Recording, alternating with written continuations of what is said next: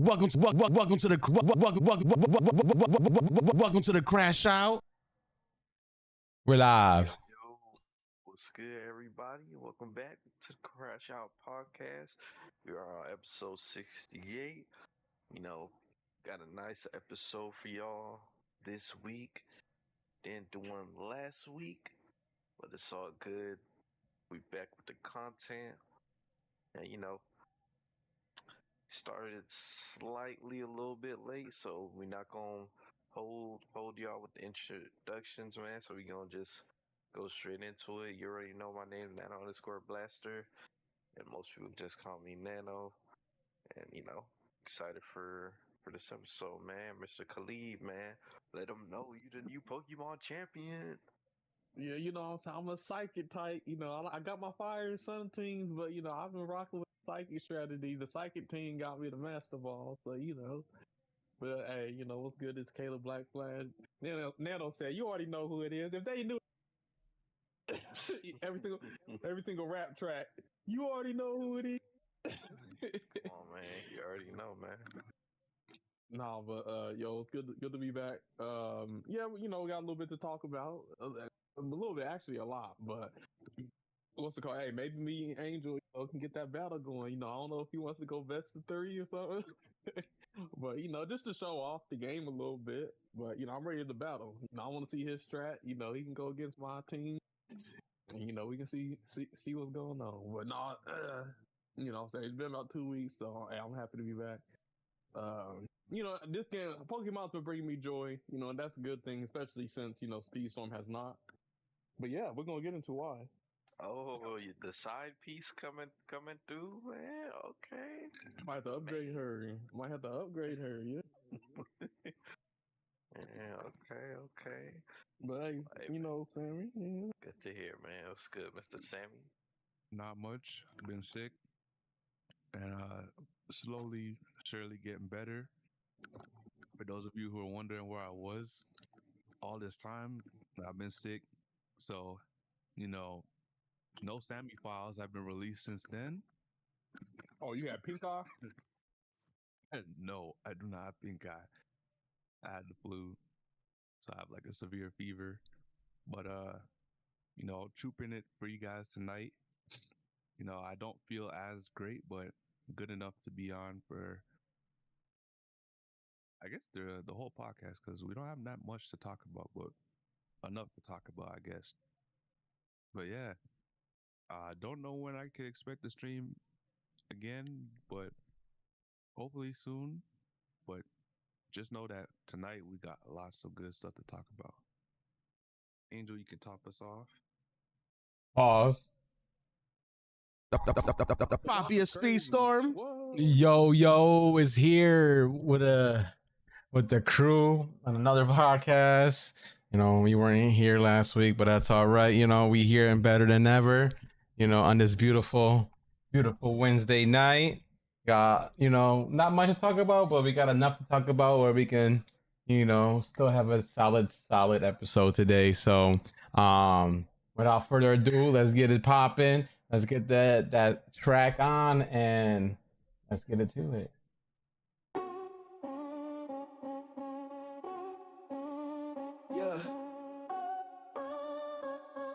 Yeah. Welcome to the CrashOut. Put your seatbelt on me cause we about to lash out. If you hating on the crew, you getting thrashed out. Man, we going so fast, we about to pass out. Pockets for the gamers, man, it's time to ride out. Welcome to the CrashOut. Put your seatbelt on me cause we about to lash out. If you hating on the crew, you getting thrashed out. Man, we going so fast, we about to pass out. Pockets for the gamers, man, it's time to ride out. We covering the drama, we talking about your mama. We smoking on the ganja, we drifting in the Honda. We turning up with Sammy, OneWing is with the family. Black flash jamming like a lammy, Nano always understanding. Yeah. Welcome to the CrashOut. Put your seatbelt on because we about to lash out. If you hating on the crew, you getting thrashed out. Man, we going so fast, we about to pass out. Pockets for the gamers, man, it's time to ride out. Welcome to the CrashOut. Put your seatbelt on because we about to lash out. If you hating on the crew, you getting thrashed out. Man, we going so fast, we about to pass out. Pockets for the gamers, man, it's time to ride out. All right.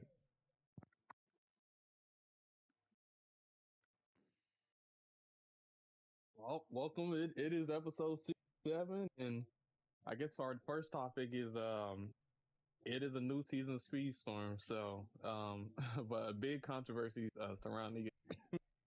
But so if you didn't know, what's it called? The last season was the car season. One of the biggest issues with the car season took the characters that they're advertised out of the battle pass and basically made it to where you had to grind events or pay $50. And it seems like that theme's still present in the new season of villains. Now the villains, there is Syndrome and what's it called? The villain from Mulan. But once again, they're trying to charge $50, which is crazy. And on top of that, they changed the currency to where now it's inflated. So literally, like, you could be, play 60 seasons and you still wouldn't be able to level up a character to max level if you were free to play. So definitely gotten worse. And they did change that shit, didn't they? Mm-hmm. Now I did get my characters to like level, because you had to get like, you got like 31, 41, it'd go up to the next one. So I did get my character to level 50 or quote unquote, now it's 5 stars. But I'm glad I did, and maybe they did that for a reason, because they knew, hey, once we do this change, you're never going to be able to level up. So that's probably why they allowed us to get one last opportunity to get our characters, leveled up. But also another change is the universal box. So, we were wondering what was going to happen because they weren't adding the Moana cards characters. Well, what they did with the universal boxes is now they have duplicates. So before, once you had a character maxed out or a crew maxed out, you would no longer get duplicates for them characters. But now in the universal box, you get duplicates. Now it's not even worth getting. That was, once it was a tool that people were able to use to unlock characters. You get now duplicates in a universal box? Oh my god, don't get me started on that bullshit, bro. Yes, bro. That's terrible. There was over 100 characters in the game. So getting duplicates means you're never gonna get, shards for What you need. that you don't have unlocked. Yeah, for what you need, bro. Stupid, bro. And they even, here's what they do. They give you a problem and then they quote unquote make a solution to that problem that they made. So they're like, now there's a thing you can toggle. You can toggle on you can toggle on turn off notifications forever. Because whenever you get like duplicate, you get like a notification, oh, you got duplicate some coins. Basically, you can turn that off. So they knew that you were gonna get with this new system that they got, that they put in a new feature for you to turn off duplicate notifications. That's how bad it is. But yeah, that's some bullshit, man. So I Hey don't there, know. Angel, I'm Cruz Ramirez. What happened? You cut out. Have I been on the game lately? I haven't touched this game since the season launch. I played it for like maybe a day or two. And bro, the moment I seen the universal box being shitty for one, and me getting duplicates in this universal box. I mean, they did add some mid seasons to the universal box. There is some mid seasons in there now, but it ain't worth a shit when you're getting duplicates. And on top of that, that's not the only change to the universal box. Remember, per 10k coins or universal box tokens, you would pull 3 things. Now you only pull 1. Damn. What? Yep. I didn't know it was that. Only Yes. 10,000 season tokens, you only get 1 pull, not 30. Yeah.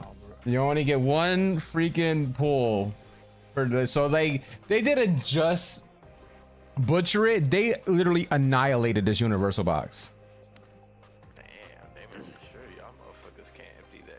Right. That is, at this point, Gameloft just doesn't want this game to survive. They are literally trying everything in their power to milk the rest of the whales for what they can, and they're shutting this game off. Yeah, even the whales can't even get everything. That's the crazy. Spend a lot of money on the game, can't even get. You know what's even funnier? Like, I'm gonna talk my shit because I'm tired of this bullshit ass company. So You know what's even funny? They got the Cinder, like back then at the cars, you at least got a 3 of them for $50. Now you only get 2 of them for $50.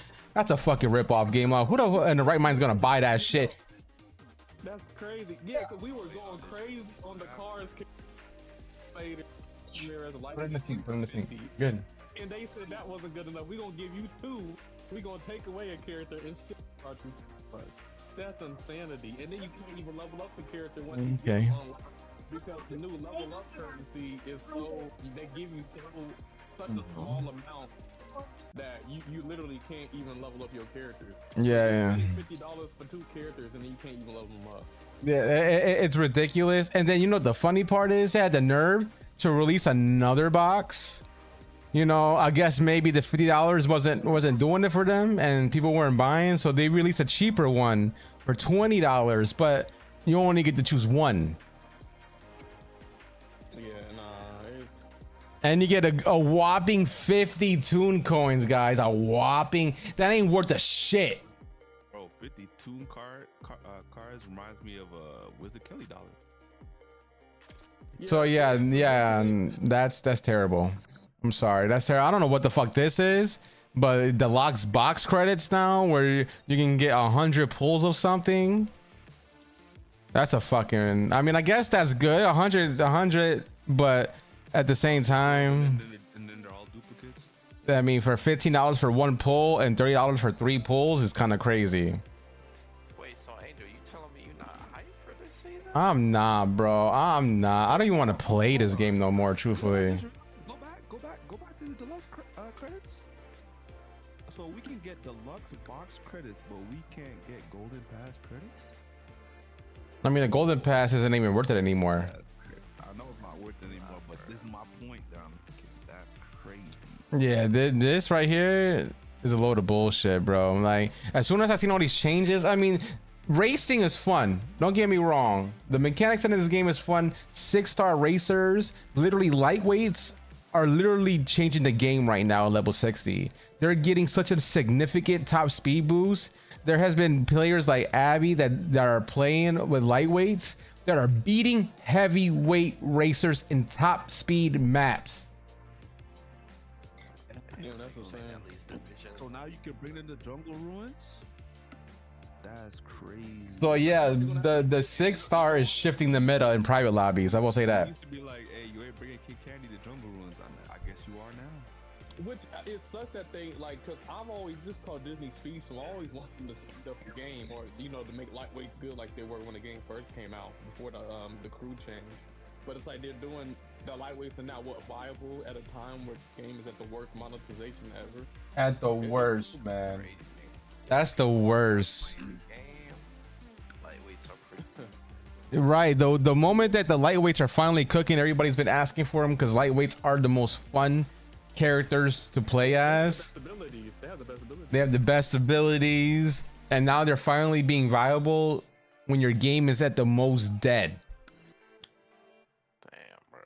And it's not even because the players don't want to play. It's because the company that makes this game are money hungry bastards.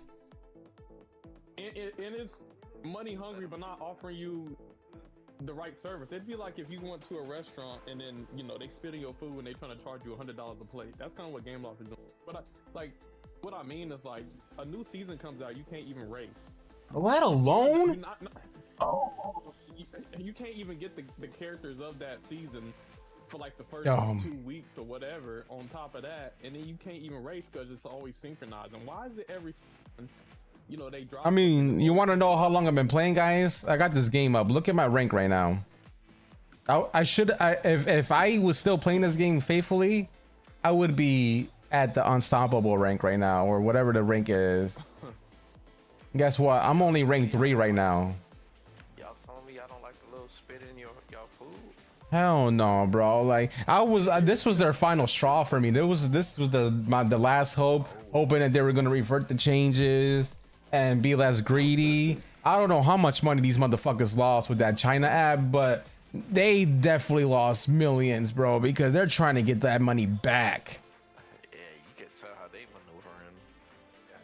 I mean, people could defend it. People could say it's not because of the China app. That's 100% the reason, because they had to refund everybody that spent money on the China app. And you know those Chinese players, they love to spend money. That's where the whole gacha thing came about. Yeah. It's even to the point where even some of the more positive or more pro Speedstorm people can't even make excuses for, you know, what Game Loft has done with the game and are thinking about quitting. Like Micromath, you know, I think the first person yes, made a whole video. Yeah, it was definitely, you know, he definitely said how a lot of people were feeling and made up, you know, some good points. But, you know, it kind of reminds me of like content creators for this game throughout the past. You know, you've had your Skyliner, had your Poppin'. I remember Skyliner though. Skyliner always seemed to be like very optimistic for this game when they would make some bad changes, looking at the bright side of things. And then obviously he stopped, and then, you know, he stopped making content for the game, and then Micromath started making content, and, you know, he, you know, kind of also seemed, you know, look at the bright side of things. But it's gotten so bad that, you know, even the people who look at the bright side of things can't even see the good in what Game Loft has done with this game. Yeah. Look, man, look, this, I mean, they rip people off. You know, the fucking upgrade tokens that people had thousands of, maybe even millions, some whales, lost all that. They only got 2K conversion tokens off of that. That only netted you fucking 1,800 fucking of those Toon coins or something like that, which is good for one upgrade. And that's it. One upgrade to 1-star fragment, and then that's it. If you have level 50 characters, that is. But, you know, there's that, no golden pass for season racers, you know, there's more. This fucking, yo, I was just talking to Abby and them today. I was like, this shop looks more of a gacha shop the more I freaking scroll through this. Money. Everything in this shop is all money, bro. Money. Dude, look, my freaking, where is it? My daily shop now has shit that never had before, where I have to spend blue token. I shit you not, since I started playing this game in season 2 early access, this store right here, I never had any option where I had to spend blue tokens on. They were all season coins. Now I having shit with blue tokens in it. Damn. Yeah, and what's it called? We can't even cover divisions, because, you know, we still haven't had the grand final because the game still doesn't work in Brazil, so they still haven't fixed that. So divisions has been on freaking halt, so there hasn't been any kind of community competitive competitions, you know, so far. The game is broken. You barely can get a race. The monetization is terrible. You got top content creators for this game, you know, potentially quitting. Like, it's getting insane, actually.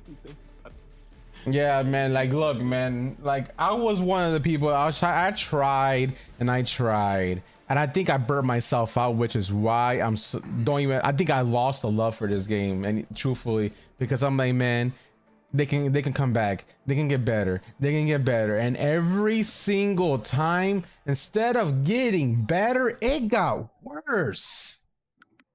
I mean, and I don't want to be like Sammy, I told you so, because, you know, Sammy, you know, he always been like, yo, this is only gonna get worse, guys. It's only gonna get worse. But man, dude, like, I had a little slither of hope in this game, because if this game was done right with people that actually loved the game and wasn't fucking greedy, this game will skyrocket 110%. This game should be competing with Mario Kart. Man, Angel, I don't even want to tell you I told you so. Come here, brother. It's about time you join me. And I'm a known whale in this game. Everybody knows I used to have everybody maxed out before they did a 6-star, but, you know, I had everybody maxed out, damn near every single crew other than some mid-seasons that were maxed out. Like, I literally had I still have a decked out account, don't get me wrong, but I mean, it ain't worth a shit now because, you know, it's not max anymore. But just like all that hard work, all the grind, all the content I did for the last 2+ years, I'm at a point right now, I haven't streamed as consistent enough because, one, I've fallen in love out of the game that made me who I am today, which is a Twitch partner and all that. But two, because I don't know what other game to play, because the only thing that, like, with my streaming style that literally goes with the flow of my energy is Speedstorm. So like I mean obviously gotta find a new thing, which I think I'm finding my love in DJing stuff right now, and I think I want to just do DJ streams at this point, because that's where my main focus is right now.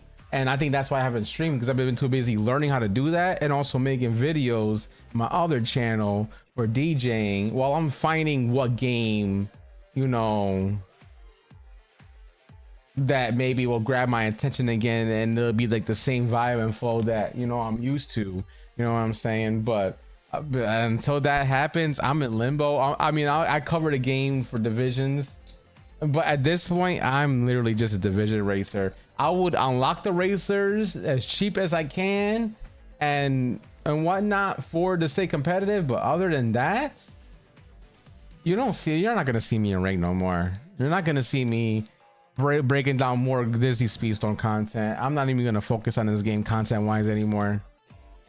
I'm tired. Like there's leaks right now that I will touch the leaks of the new characters that are gonna be coming after season 20, but like, and it sucks because the racers that are coming now are the ones that I've been fucking asking for, and I think this frustrates me the most. And yeah, I'm done. I'm done with this game. It's almost like you don't even want it if they're gonna give it to you in a bad way. Like, for instance, like what we wanted was, like, I don't know, there was the Aladdin season. So imagine Coco and Kanto, where there's a new map, Coco and Kanto map, and then there's, like, you know, 4 or 5 characters for the season, like there was for Inside Out. And, you know, every character has voice lines, and every character has different victory animations and deluxe cards. But the way we're gonna get it now, one, they're not gonna be in the Golden Pass or Diamond Pass. Probably gonna be in some event where only the top 3 people in the time trial will even get shards for the character, and they're gonna charge you $50 for the Coco characters, for maybe 2 or 3, you know, Coco and Kanto characters, because, you know, they might not even bring them. They might bring one of each from each. You know what I'm saying? So it's not even in a way that we. So yeah, and that's how I feel with the leaks, where it showed that Princess Tiana is gonna come. But my thing is, like, okay, what about the other characters? Percy, you know, it just said her. Like, are they skipping out? Like, but I'm thinking about it. Okay, let's say they have Princess and the Frog season. What's gonna happen? Probably not gonna be a new map. And then, or maybe there is, but it's gonna be like the car season. You're gonna have to spend $50 just to unlock them. Like, I don't want to do that.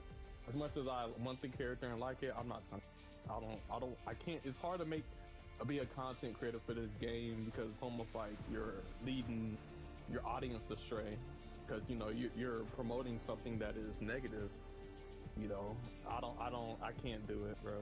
Like, if I know. Yeah, it's unfortunate, because it's mad frustrating. It really is, because you see the potential in this game, and you know how good this game could be, and, you know, it's just a slap in the face to everybody that invested their time, their money, and all that in the game. And since we're talking about all the characters that are gonna be coming out, so this is the same leaker that leaked out Cars, it leaked out Zootopia, Winnie the Pooh. This is the same leaker. Obviously, you can tell by the format of this leak. It's literally the same format as all the other leaks that we've been talking about. So you can pretty much all but confirm, because he's been right all the way up to Peter Pan, that this is what the next characters are going to be, which is going to be after Peter Pan, which is season 20. Season 21 most likely is going to be Encanto, with the mid-seasons being Miguel Rivera and Ernesto de la Cruz. So it basically means we're getting a Latino season, which is crazy. All Latin-based Disney films are going to be for season 21. And, you know, Coco's been requested a lot, and Encanto's been requested a lot. So having both at the same season is nice, but at the same time, with all these changes, are you going to be able to use these characters, utilize these characters, or even get these characters? Let's be honest. And then obviously what Caleb was talking about, yes, it looks like Chernabog, which was supposed to be rumored for the Peter Pan midseason, but got replaced with Merida, by the way. So Merida will be the Disney princess that's coming and it's the mid-season for season 20. But then Chernobog from Fantasia, Robin Hood, and Princess Tiana from Princess and the Frog. Now this is all that the data miner got from this update. So I mean, if Princess and the Frog is coming out in season 22, then it looks like this might be another like villains theme season, but like different, and that's why it's Chernobog, Robin Hood, and Tiana. You know what I'm saying? Instead of having one collection, they're gonna do it like a villains collection, and that's how they're gonna implement. I don't think that's. I hope it's not, Caleb. I hope it's not. But I'm just saying the format of what they're doing here, because it's the 3 characters with the least amount of information. Remember, the villain season was laid out just like this. But I know it's just not right. The hype that people want for the game. I mean, even with your TikTok, you saw how many people watch your TikTok and. Oh my God, Princess Tiana, everything, everywhere, bro. And they just gonna do some janky villains. Oh, we're gonna do a stage that we already have in the game, but instead of nighttime, we're gonna make it midday. And you know what I'm saying? Like, come on, man, that's lame. It is, and like I said, I like if we would have, if this was no bad changes, I would have been excited for fucking Encanto. I would have been like praising, oh my God, they finally brought these characters that I've been asking for. Like, this is about to be my main season. But guess what? Game Loft decided to fuck everything up. I'm tired. I try not to be so negative, but like I think I held all my shit, and I'm finally just saying, fuck Game Loft at this point, because this could have been a banger game, and at this point you're just killing it to the ground. I think on purpose. I think they want to kill this game. I don't think they want to support this game no more, to be honest. Yeah, so they can move on to their next project. The craziest thing was I was briefly gonna make a comeback for season 20 until all those changes happened with cars, and I was like, if this can happen to cars, what makes you think it won't happen to Peter Pan? Yeah, are you trying to pay $50 for your 3 Peter Pan character for Tinkerbell, Captain Hook, and Peter Pan? Are you trying to pay $50 like Lightning McQueen style? No, I don't think so. Damn. So hey, man. Does that mean we got one more person on the CrashOut podcast on the light side now? Yeah, I don't think nobody is a Sith Lord anymore. If Game Loft is the dark side and not playing Speedstorm as the light, I think we've all turned into Force ghosts like Anakin. You know what I'm saying? I don't think there's no Inquisitors left, man. I was on my Mace Windu. You trying to play both sides? I was trying to harness the dark side and be like, "Come on, Game Loft, just listen a bit. Just listen a bit." But I think right now, unless Speedstorm gets better, this is probably it, guys. I don't. It is it. It I died, guess we're all here together. What was the season before Cars? I don't know. That was the last Big Hero. Season. Wasn't it? No, it was not Big Hero. Winnie the Pooh. Oh, Winnie the Pooh? Yeah. Well, that was the last good season of Speedstorm. Yeah, I mean, it's been a good run. Like I said, we've done 68 episodes, cover Speedstorm every single week. I know on our personal channels and Twitches, streamed the game, played the game, but at some point you got to say enough is enough. And I think for me, I'm at my enough is enough. So at least on the podcast, like, do you guys still want to cover this game? Like, obviously, we cover divisions. I mean, I wouldn't mind covering the game still, but I think honestly, we should just cover divisions and leave it at that, because like, unless there's nothing really major, there ain't no point of covering the game. Unless they come out and say, "Oh, we made mistakes." As of right now, nobody on this podcast is playing the game anymore. So y'all can take it take that as what you want from that. So Nano isn't playing anymore. Sammy playing. Angel isn't. I don't think I played once. I tried the season out once I saw this bad. I haven't been on the game since I've been on Pokemon. I ain't been playing Speedstorm.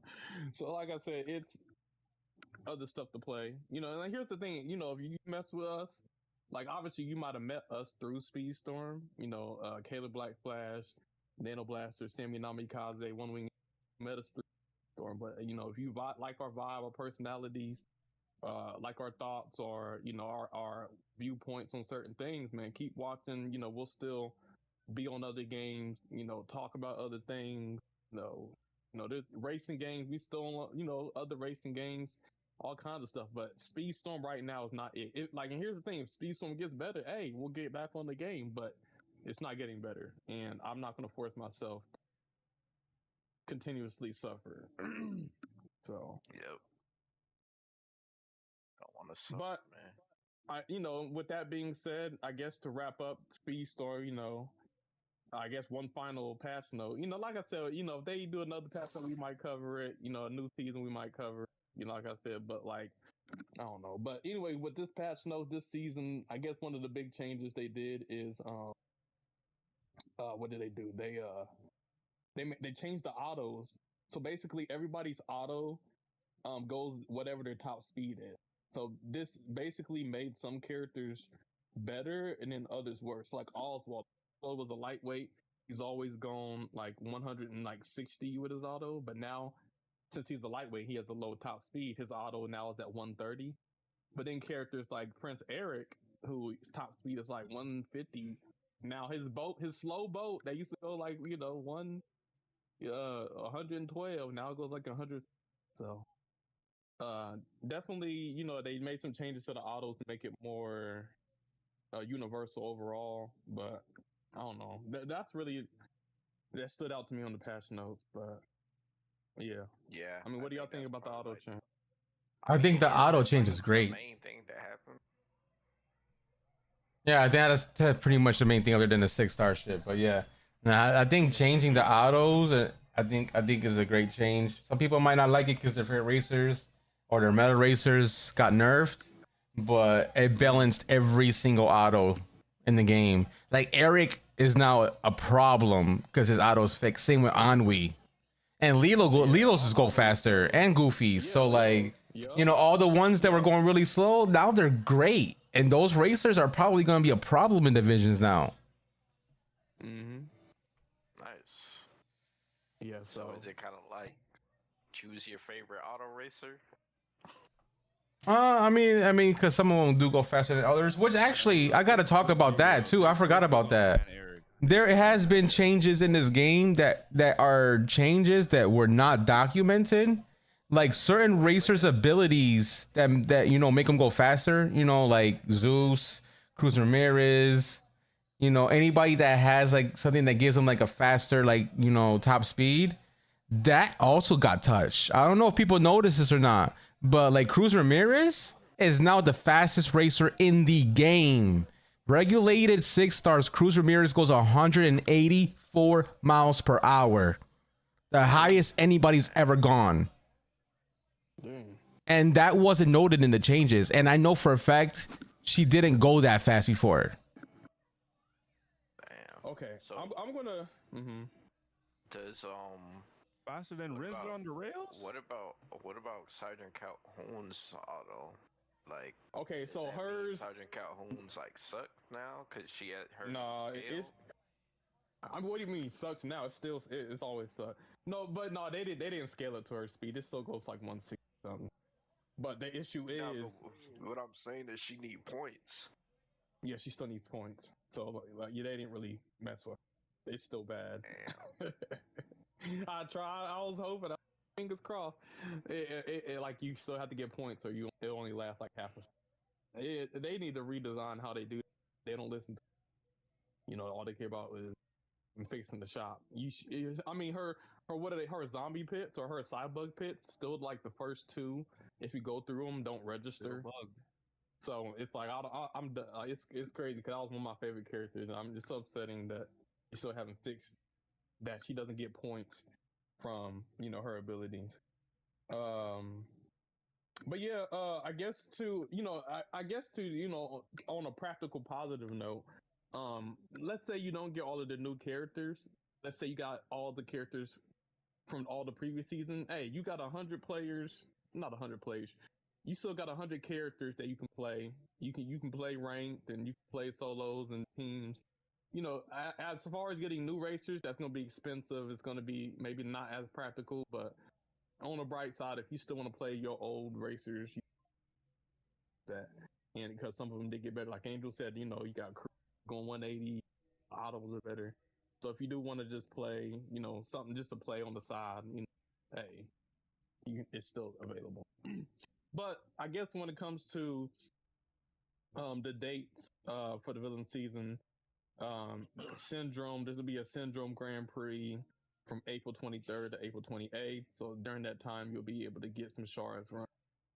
There's a Shan Yu Tail event from April 29th to May 6th. Mother Gotho from May 14th to the 20th. You have Pete, not Steamboat Pete, but the actual Pete is a part of the villain season from May 21st to 27th, and then Yokai from May 22nd. And then the season pass racers are Dale and Incredible, Chip and Low, Diamond Pass, Max South, whatever. But so if you do want to at least try to grind for those shards, at least unlock the character, and then maybe you'll be able to play them level 6 stars and like free to play, not free play, but what's it called? The regulated. Then you can try them out regulated. But yeah, I mean, is that? I think that wraps up the Speedstorm stuff. Is there anything I missed or? I'm not sure. I gotta go to the bathroom real quick. I will be back. But even if you did miss anything, does it even matter at this point? Yeah, so like I said, we just keeping it real, sugarcoating it, just point blank period. End of the day, it's kind of like if somebody keep cheating on you and you're still trying to hold on, they're so loyal, it's okay, I'll take them back. And then they cheat on you again, eventually you got to stand up for yourself, like, all right, I got to walk out of this. So that's kind of how Speedstorm is. Like I said, it's not getting better, it's getting worse. And why is it getting worse? Because people keep tolerating it and keep coming back season after season, even though they keep taking away things, get more expensive. Yeah, maybe as a community, if we put our foot down and stop supporting their bad decisions, they will, and hurt their pockets. They'll be like, all right, we can't do that. We got to bring the players back and change. Until then, there'll be other games to play. One of the games being Pokémon Champions. So Pokémon Champions came out last week. I believe we're getting towards the end of the first week. Is competitive Pokemon, where you can bring Pokemon from any Pokemon game ever. You can bring them to home, and then you can send them to Pokemon Champions, and you can battle players online. And it's been a blast. So Angel, man, what's been your experience, first impressions with Pokemon Champions, man? How you been enjoying it? I mean, I've been enjoying it. I mean, I'm learning because I really haven't been I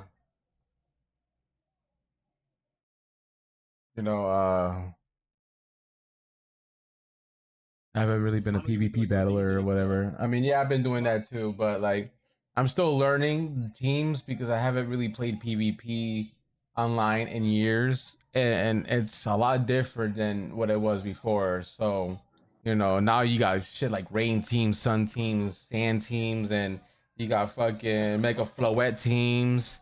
Fucking apparently now you got psychic teams. I haven't even seen a psychic team yet. Oh, I'm a psychic team. You But I also haven't played because I want to play with other teams. I don't want to keep playing with my rain team because it also has a lot of weaknesses. So like I want to find a team that I can get to the Master Ball rank like Caleb did. He did it with a team that wasn't in the meta team list. He just did it with a psychic team. So like that goes to show you don't gotta go meta to get into these ranks. If you know what you're doing and you know how to play, your typing and everything like that, you can get to Master Ball rank with pretty much any squad as long as you got it pretty much fairly balanced out. If you got a plan and you work around that squad or whatever to make it work, it will work. And like I said, there's not even there's some teams that aren't even sun rain like literally explosion teams. You got people who their strategy is they show up, they get Pokemon that know the move, self destruct, and then they just self destruct to win. Like it's all kinds of strategies that you can do in the game in order to win. So it's almost infinite. It seems like so. Like I said, obviously YouTubers or Pokemon pros, they got their teams, but just because they do doesn't mean that you have to follow that exactly. There's a lot of megas. See what works for you and experiment and try. But I've been having a blast. Trying out different things or like put my favorite Pokemon together and then seeing how it can work. And here's the thing, like from the mainline games, you get your starter Pokemon, you catch your Pokemon, and then you put like I don't know the moves with the highest damage, and then you go through the game with that. But like, there's a lot of moves people forget. Like you're playing Pokemon, oh forget a move, or you kind of like don't use. But in competitive, those moves that you wouldn't use in the mainline game, you need those moves when you're facing against another team. So it's definitely interesting to see how you can make like different Pokemon play differently based on like whatever play style moves and stats that you want to give it. So it's so much a variety. I feel like, but yeah, we talking about it. Let's do it. Angel. We could do a battle. We can make a room and show the people. A little glimpse of Pokemon. Let me see. Why can't I hear this game though? Why can I not hear this game?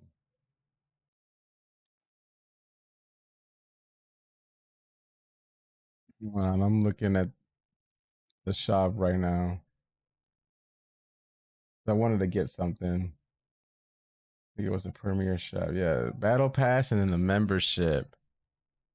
I don't know. Do I get the battle pass? Is the only way to get some of these mega stones, isn't it? The battle pass. Which ones? The like the Feraligatr light, and then I forget what the fuck his guy's name. The Embor. Yeah, so those two, Embor and Feraligatr or whatever, those are the two megas that are locked behind the paywall.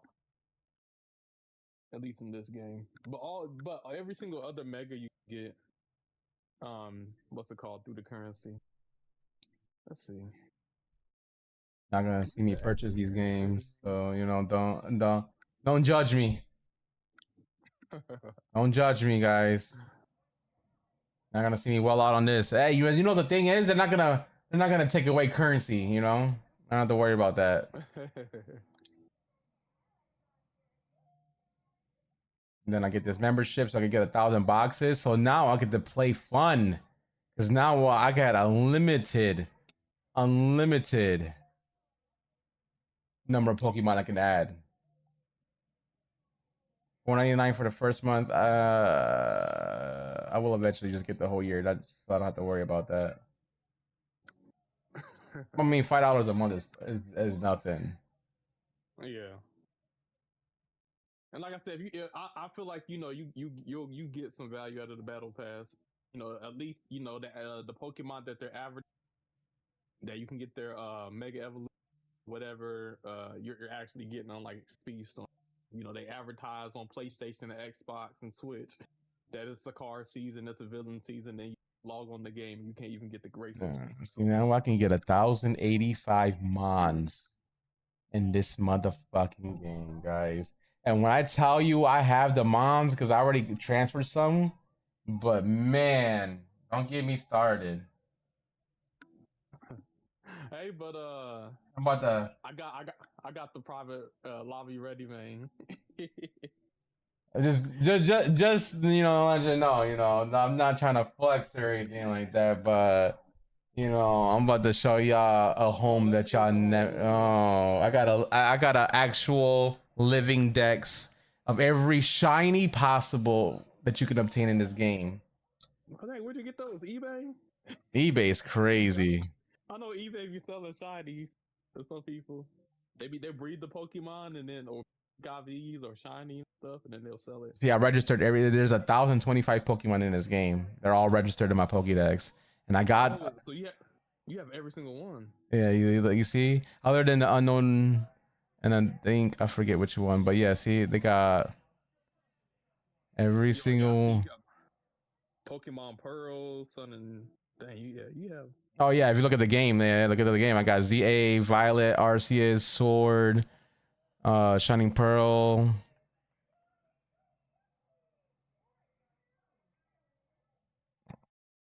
And then if well, actually no, you collect. I do it through Champions because you know Champions is the real thing.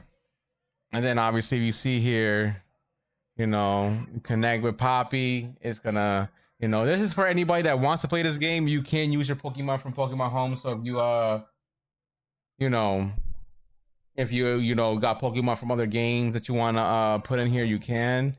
So you know, for example, the badge with this means it's already been transferred to Pokemon Champions. That's why it's grayed out like that. And then obviously these with the basically the circle, or like, you know, you can't transfer them is because they're not in the game, you know, available in the game currently. So that's why. Yo, you got a shiny? You got a shiny? What's it called?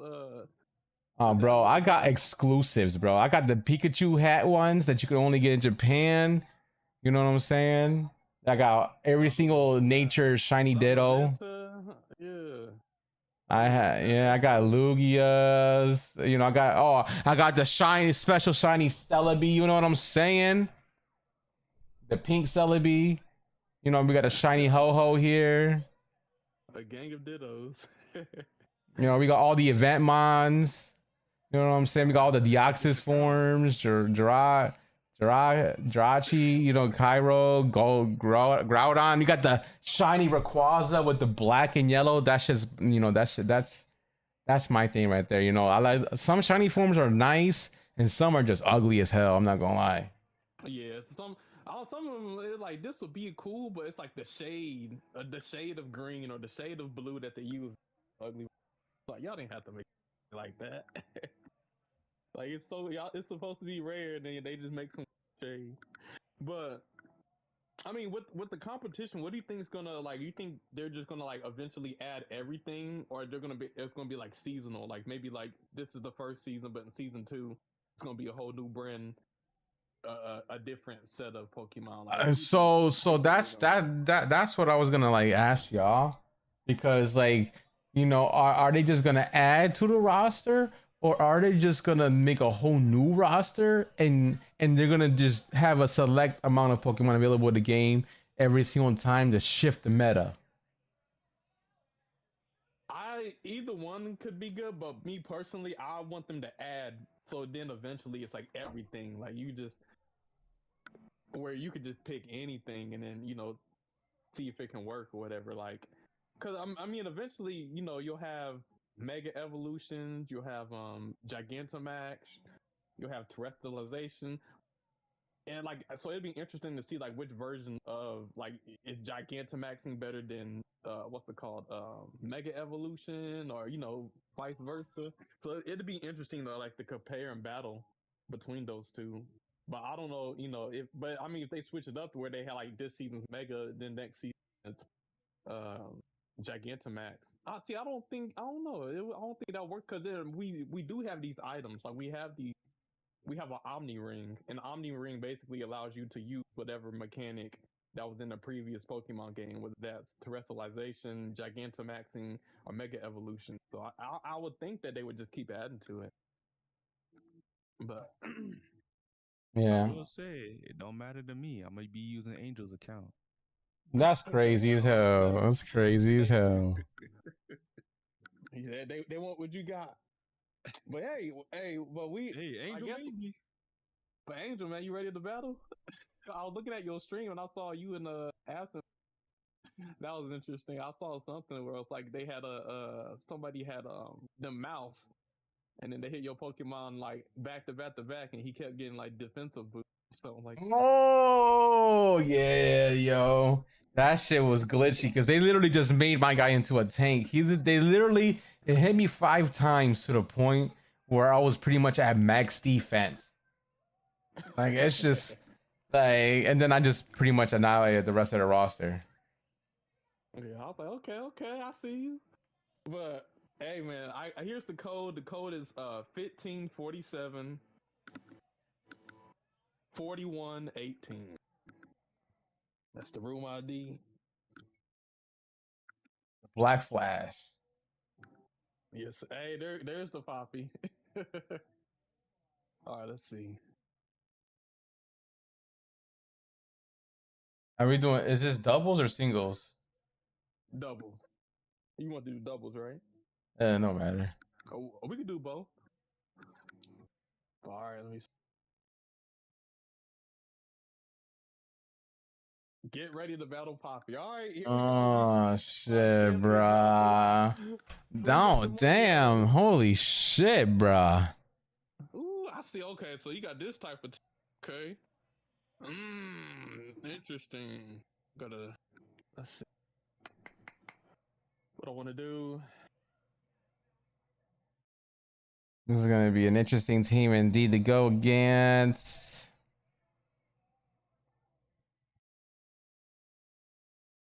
All right, I'll start off with this. I'll start off with.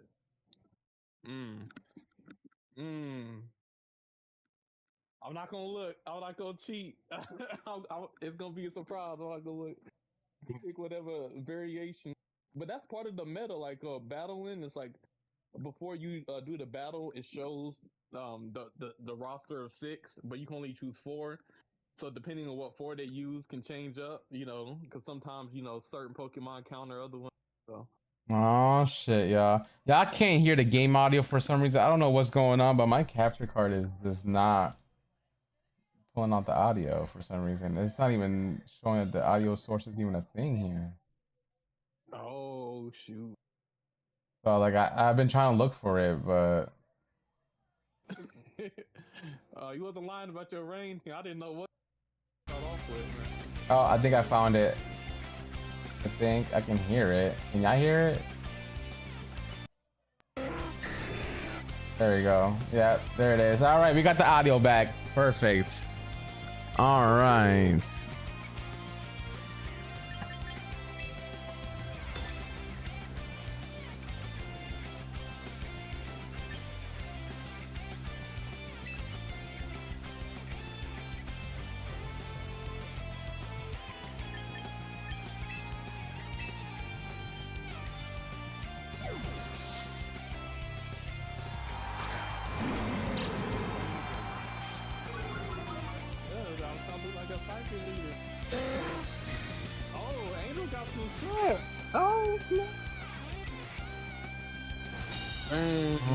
Oh snap!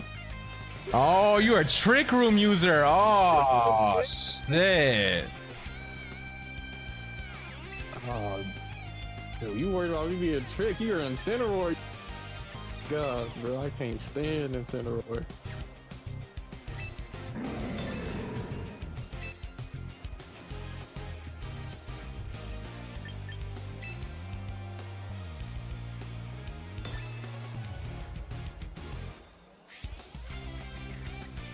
Oh, that's crazy.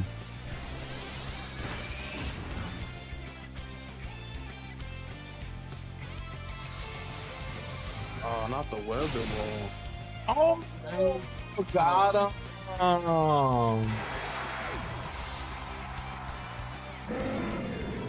That was dangerous though.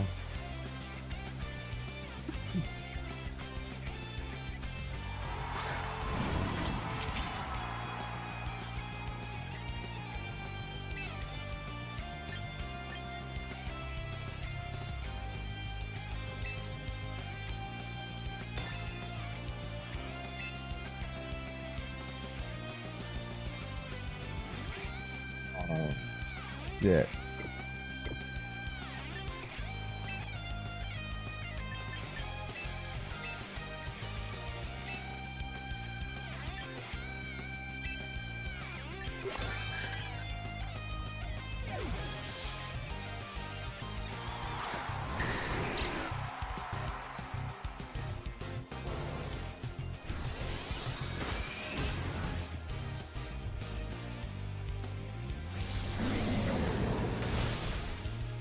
Damn, it's like that?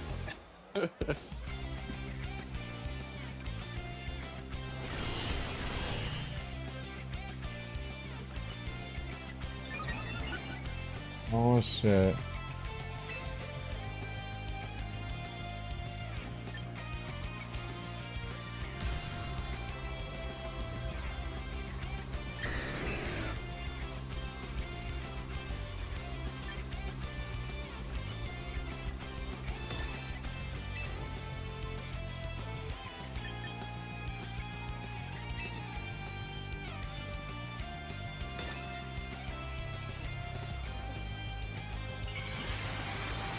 Oh no.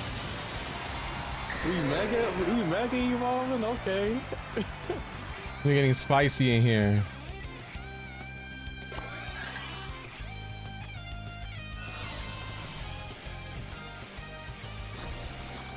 Oh, not that crap.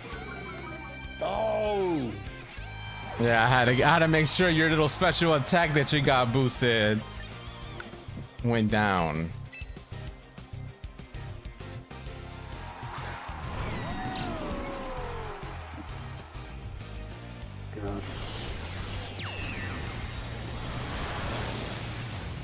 Hmm. Go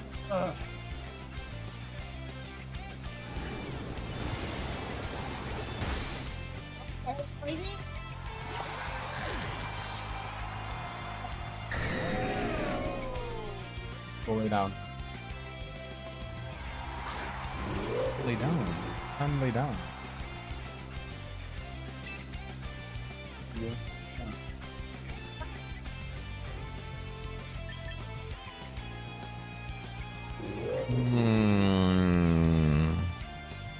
Caleb, why your Pokemon name missing that key, bro? I'm wondering. I'm not gonna lie, I was wondering if that's a new Pokemon for real. Giraffe or that's like Yeah. a Giraffe, cause what? you know That's a shiny giraffe. it's a giraffe. It's a big one. You see what Caleb character look like, Nano?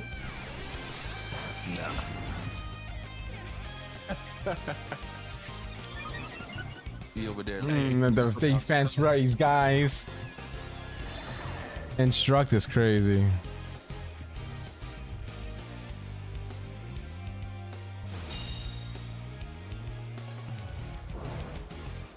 Okay, Angel, he ain't a noob. Huh?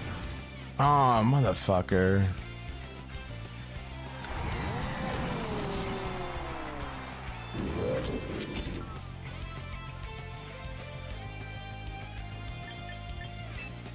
I think I lost this one. I don't know. I think you got your game win. Caleb, you supposed to be the one with the master brain. Yeah, but nah. He just did a counter. He just did a counter. It looked like that trick room might have worked against you, man.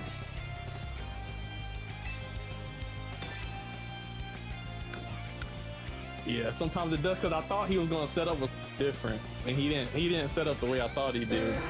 Which I'm like, all right, he's actually not a noob.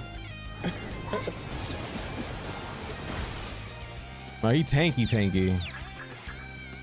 Oh, he got confused. That's big. Hit yourself. Hit your. Oh, and he hit himself. Oh. Oh no.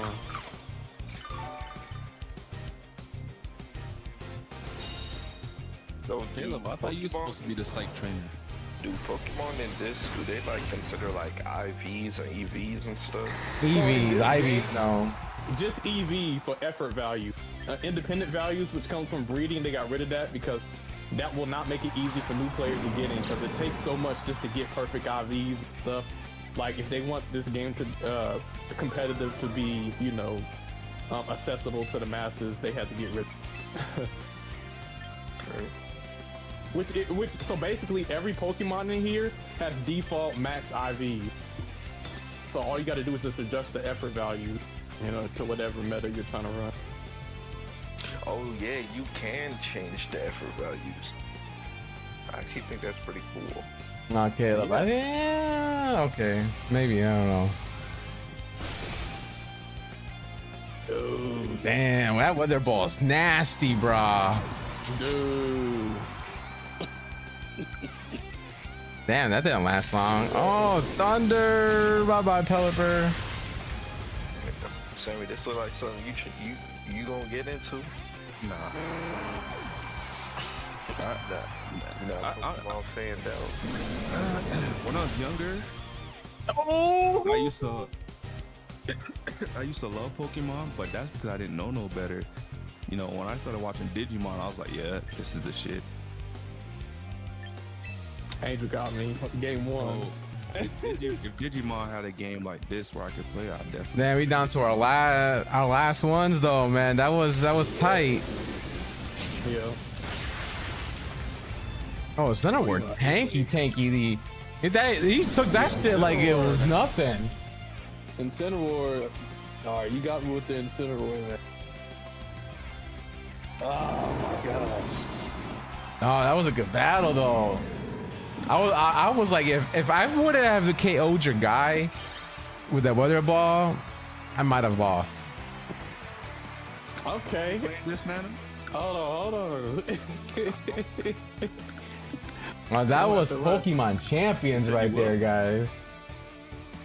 You asked if I play this? Yeah. I don't think I'm gonna play Pokemon until maybe when. So maybe next year. Yeah, I don't know. We'll have to see. I won't rule it out. It's just I've never been a Pokemon kind of player. Not since the Game Boy. And that's a long time for me. I mean, I will say this is a great game. It's a great game to get started because you can get your own Pokemon too. Like you could go to the ranch and you can like, you know, get the Pokemon with the tickets and whatnot. So like, you know, I ain't trying to do that. I'm trying to use your account. That's crazy. That's absurd. Why go through all that trouble when you can just, you know, download the game? Well, I mean, Sammy won't be able to play this because he's a Nintendo hater right now. Hold on. Remember you guys said it was going to mobile? So Yeah. Not going to mobile no more? No, it is, but you had to wait because it's not out right. You know, right now I'm mobile. A lot of people are suspecting that it's gonna come out in the next season, which is in I think June, right? I mean that sounds about right with normal like mobile releases. Normally, if it's like a big game launch, they try to wait for summer. So I mean, if that's the case, you know, you can load up, you know, the game in the summer, and who knows? Sammy might be a big fan. He might be covering some Pokemon. You know what I'm saying? He might be Pokemon trainer Namikaze. What? Never know. Unless someone steals my name from now. It's definitely a fun game. I mean, it is very competitive too. So like this game does scratch the competitive itch for me a little bit, you know. And also, I've been a Pokemon fan since the Red and Blue days, so. I guess So is this what we're gonna be covering instead of Speedstorm, man? That's crazy. Hey man, there's a lot of Pokemon stuff going on, but hey, shoot. Me and Angel gonna have to run it back again. Hold on, let me ask one question. Sometime. They got a Trico in this game? Trico? Yep. I think so. Let me see. Well, not Trico. They it looks like they're not releasing like the first evolutions or any pre-evolutions. It's all the finals. Yeah. Okay. Which makes sense, you know. But I don't think Trico's third evolution's in his game yet, if I'm not mistaken. But they could eventually, because I know there's like the evil light, because there's like an item to where if you put it on a pre-evolved Pokemon, they have higher defense stats. So just Yeah, I mean they might. I mean, but I think they're focusing on the final evolutions first, just to get them out of the way, because that'll be an easier way to migrate everything. outside of Pikachu, they make an exception for Pikachu though, because there's Raichu in here, but no other pre-evolution. Pikachu the flagship. Yeah. No Charmander, alright. But I guess We get to the next topic. before we move on. So, Alien and Angel, you guys would recommend a game? Yeah, I'd say it's free. There's, you know, try it out. If, like, let's say if you've never played a Pokemon game before, or you want to get into competitive, because this is basically VGC, Video Game Championships. If you want to get into competitive Pokemon where you're battling against other humans and not AI, this is the game for you. If you never played before, they have an option to where you can get Pokemon. Like, let's say they'll give you a free Pokemon team, and then you can start from there. And then, you know, every single day there's a different roster of Pokemon that you can choose from to adopt. Or like Angel showed, you can go to Pokemon Home, and any Pokemon game, let's say you played Pokemon before, you want to get into VGC, you can transfer your Pokemon from any other Pokemon game, put them on this game, and then start battling people. So yeah, dude, the Sky definitely is fun.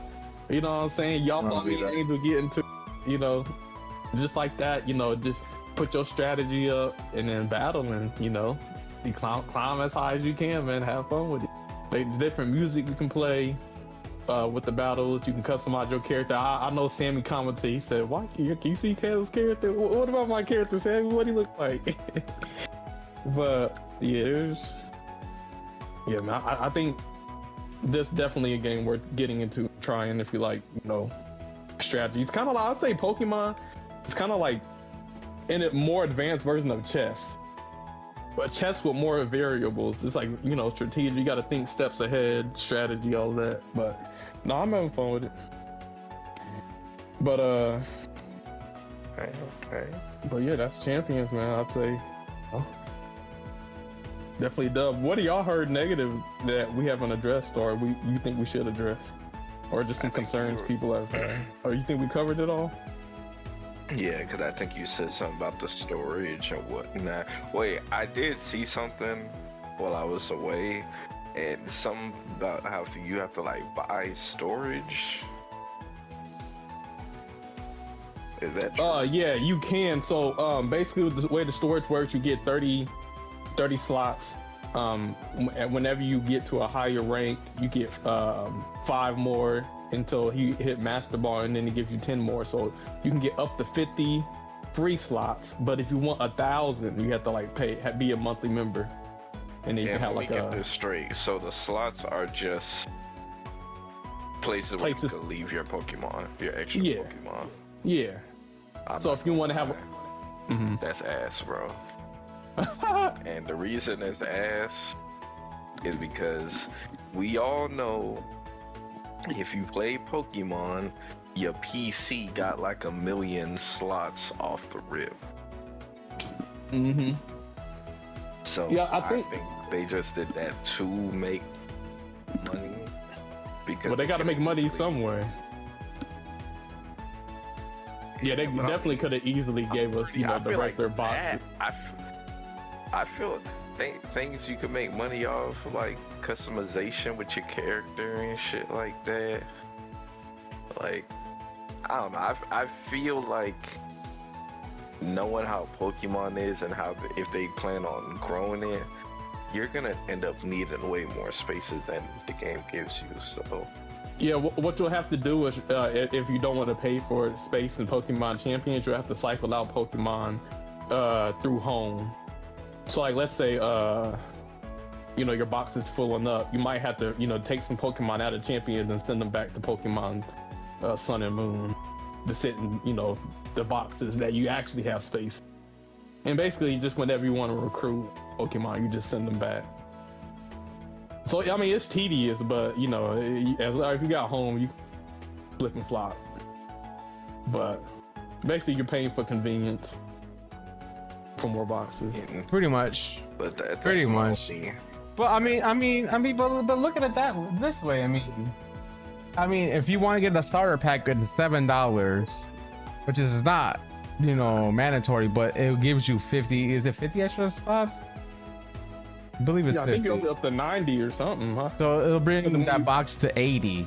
And I mean, yeah, I mean, there's only like 200 plus Pokemon in the game, so having 80 slots already for $7. I mean, you can pretty much cover a lot of the meta teams with the mini boxes. And then if you truthfully want to get, you know, more boxes, it's $5 a month or $50 for the whole year. If you truthfully want more, and then obviously rank up. You know, I mean, it's still $5. It's better than charging $50 for unlocked characters. You're not gonna convince me this the wave. but Nano, you are also not gonna convince me to say $5 is just as bad as spending $50 on 2 unlocked characters. I think it's fair. Are we not about to compare this to Speedstorm? Bro, we can compare it to other games. It is, but like even season in, they have a battle pass, but they have skins locked behind a $40 paywall. $40 skins. You know what I'm saying? Like Speedstorm is of the worst ilk. Yeah, I think this, like, obviously, if they have some mega stones locked behind the battle pass, I don't think that's the end of the world, because this is a free-to-play game. They give you a lot of mega stones. Listen, there ain't nothing wrong with getting the battle So hold on, my question is, what if you did unlock all the slots? What if you go up against someone that did unlock all the slots? Does that mean they have more Pokemon to use than you? Nah, it just, yeah, they would have more space. Yeah, but like, I mean, they have to still pick a certain amount of Pokemon. Yeah, you still gonna have six mons on a roster. I mean, you'll have more variety to make different teams. But if you don't know how to fucking play the game, you can have a million boxes. You're not gonna fucking do good. Yeah, exactly. This is a skill-based game. You gotta know what Pokemon to use. You know, you gotta know your types. You gotta know your moves. You gotta know your stats. Like, that's a lot more to it than just, oh, he has all the Pokemon in the game, so he's gonna destroy me. No, because you could destroy them and not pay a dime. You know what I'm saying? Because you know your shit. Mm-hmm. Yeah. Well, hey, that's Pokemon Champions. Like I said, it's only been out for a week. I'm having fun. You know, it's hot. You know, it's definitely try it out. Yeah, you know, I've been playing this shit all night when it first dropped. You know what I'm saying? Picking up moves. And now that I got my boxes, because I couldn't get my boxes, now I'm going to fill up my team. I'm going to see me make a Sun team right now. You're going to see me make a Sun team. I'm going to make Okay, I didn't battle you. My Sun team is OP. I can actually help you with that. But I mean, shit. Let's do a Sun team battle and let's really see. You know, I'll show you real quick what I got. You know, if you want. We're gonna battle. Y'all can get to the next one. We'll get to the next subject or topic or whatever while we're battling. What's the next topic, anyways? Marvel Rivals. Oh damn, that's a Halo topic too. That's crazy. Yeah, it's you know, a trailer, new Black Cat, you know, from Spider-Man, you know, his love interest Black Cat. Man, she was looking kind of thick, man. Let's be real. This is a glorified Black Panther. Like, yes. So everyone that was a Black Panther main is now gonna be a Black Cat main. Is that a bad thing? Yes, because you got a Black Panther that can't even climb up walls, but Black Cat can. I mean, Black Panther can still go crazy if you let him. Yeah, but you can't even climb walls. Like, hey, they both cats and definitely one can climb walls and one can't. Though. Yep, because she's broken. She's gonna be banned. Talking about Black Panther. They could no. about him. Nah, he average now because this one is called Hot breath and spicy hot is crazy. She is literally so strong that you have no other choice but to ban her. Otherwise, she's OP right now. Yeah, I mean, she is a new character, so usually they make new characters pretty strong. So they'll probably balance her out. After a while, what makes her so strong? her kit just Honestly, it doesn't seem on paper, or when you first look at it, it don't look that strong until you start to realize all the things she can do over time, and you just like, hold on, man, you got way too much working for you. She has the ability to see the opponents on the map based on. Foxy hot. There we go, Foxy. Based on what do you call it? That's smart. The UAV. Then you got Damn. the fact that you can use like strange portals. She has her own little character shop. Oh shit. Where she can get new abilities to use in the match. I needs that because I'm depending on the situation, what you might need. Like all of a sudden, I might need a strange portal. Boop, there's a strange portal right there. It's kind of crazy. Okay. What? Man. Whoa. I know, Caleb, I know you still play the game. What do you think of Black Cat? She comes out this Friday, but I saw from the trailer, she looks like Black Panther but better. Oh wait, she not out yet? She comes out this Friday. So how am I supposed to know she OP or not? Cause they came out with a trailer. Oh, so people, they just feel like she's going to be OP. Yeah. Okay. Yeah, it's gotta be automatic. I mean, oh, this what we doing, Angel? Oh shit. You try to destroy my poor pal. Oh, you paralyzed me. It's crazy. Hey, Carlo, I beat him once, but now he's got the Sun Team. He's showing me the power of the Sun Team.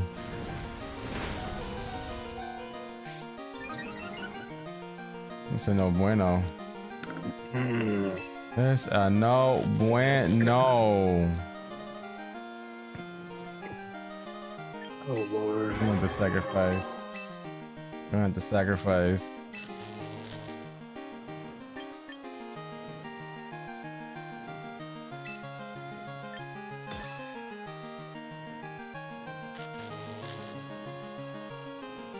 This is spicy.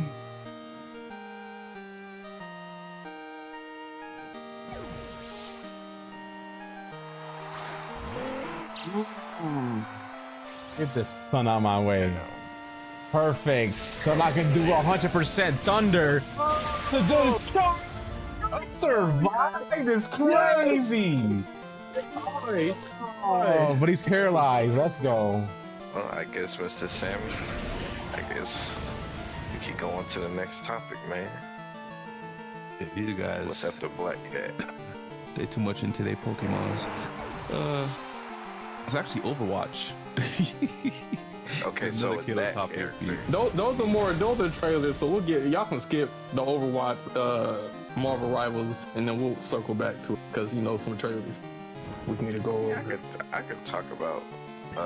Okay, so Well, I guess you can talk about Overwatch. Yeah, I more, fucked up. I fucked up, Carlo. I fucked up. yeah, so right now the character actually just came out today. I haven't played the game yet, so I don't know how potent she is, but I will say she looks pretty dope. I might try her out, but I was online and I've already been seeing people complaining about her ultimate being too strong, or it might be too strong.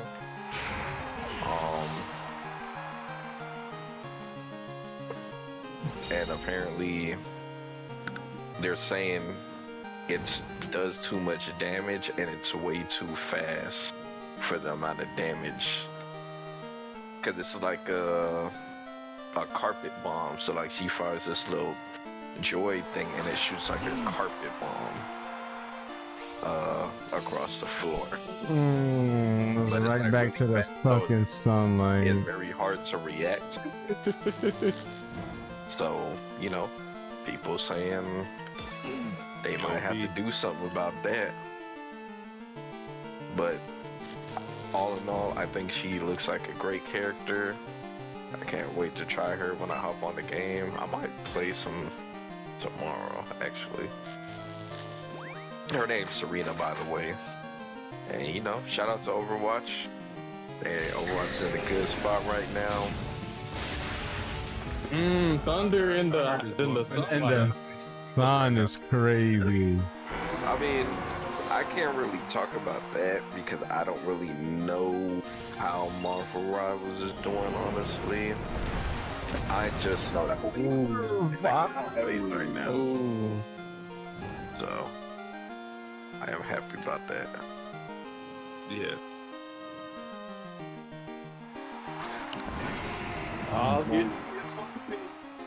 Typhlosion. I guess the next thing we can talk about is the Mario Galaxy movie. Shit, alright.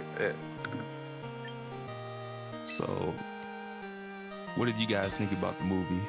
Wait, who all watched it? Why? I haven't seen it yet. I haven't seen that. Alright, so Caleb, you don't want us to spoil it, right? Because me and Angel watched it. Yeah, don't spoil it for me. You can spoil it for me. I can't do my boy Caleb like that.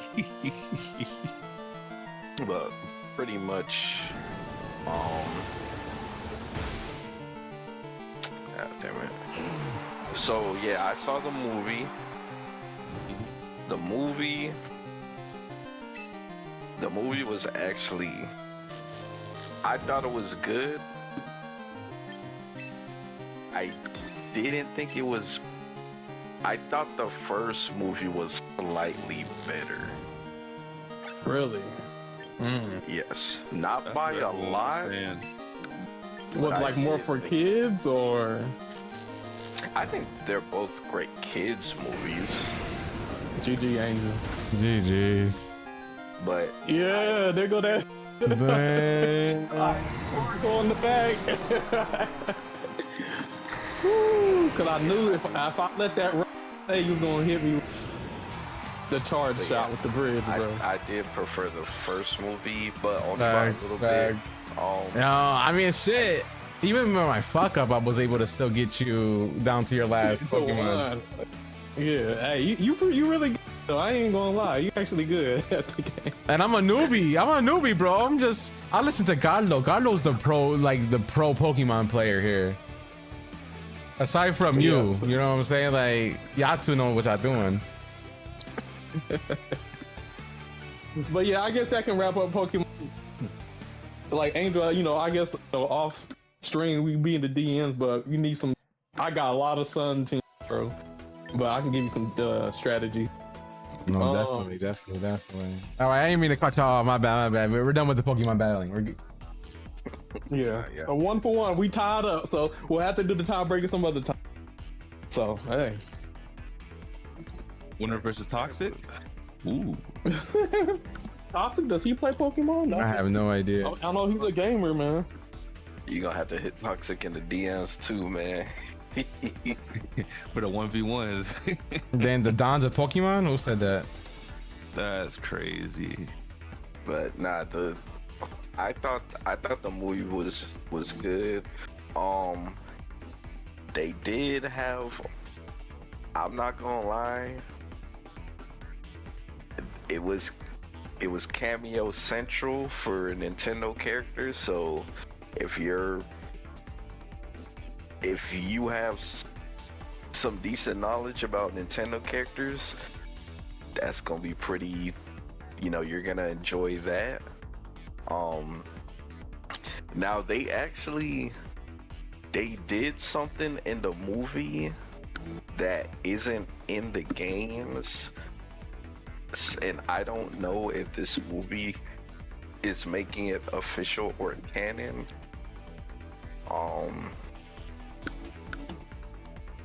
And it's, obviously I'm not gonna spoil it, but Angel, you probably know, the stuff or the lore with Peach and Rosalina and whatnot.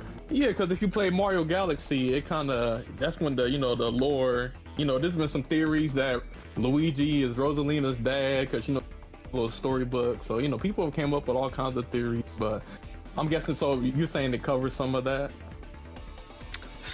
something like that. I mean, I didn't know about the Luigi being Rosalina's dad thing, but you know, they got some stuff going on in the movie that I wasn't expecting. So, you know, and because they did what they did, I wish the movie would have expounded more upon that, because it was a very important part of the movie, and I think they kind of glossed over a lot of things, especially at the end of the movie. I think. Oh, go ahead. I was gonna say, some people are saying, "Oh, is this bad? Is it bad or is it good?" You say it's not as.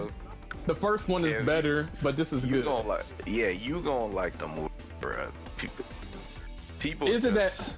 What are people hating on? I don't know, bro. Like I said, we're the best movie. No, but you gonna enjoy it for what it is. Yeah, I don't know what people's expectations are. It's Mario. It's supposed to be a kids movie. I don't know if people thought it was gonna be more adult centered. I've heard, because I haven't seen it, but some people are like, oh, you know, some people try to say it's bad. Some people are like, no, it was good, just kids or whatnot. Like, obviously, if you want to see some animation that's more adult themed, there's Invincible. You know, there's some anime. You know, I guess maybe you compare to Sonic. Maybe in regards of like video game movies, maybe Sonic is winning. But I think at least from the first movie I saw, it was enjoyable, it was entertaining. So, you know, I would think this one will be, you know, an entertaining movie. But also you gotta think of the audience. Like, are they trying to more so geared towards kids, or geared towards entertain adults? So, you know, I think some adults kind of have to be a little bit realistic with their expectations on a Mario movie. It's rated what, E? Not E, but rated PG for a reason, and not PG-13. I don't know if people thought it was gonna be like, you know what I'm saying? You get where I'm coming from? Yeah, I don't know. I have to watch the movie myself. I think it's just right now we're in an era with entertainment. It is a movie or a game. People are overly negative, kind of like SH on everything. But from what you're saying, it's a solid movie. You enjoyed the first one better, but it's still solid. But you just wish they would have maybe cleared up some things, I guess.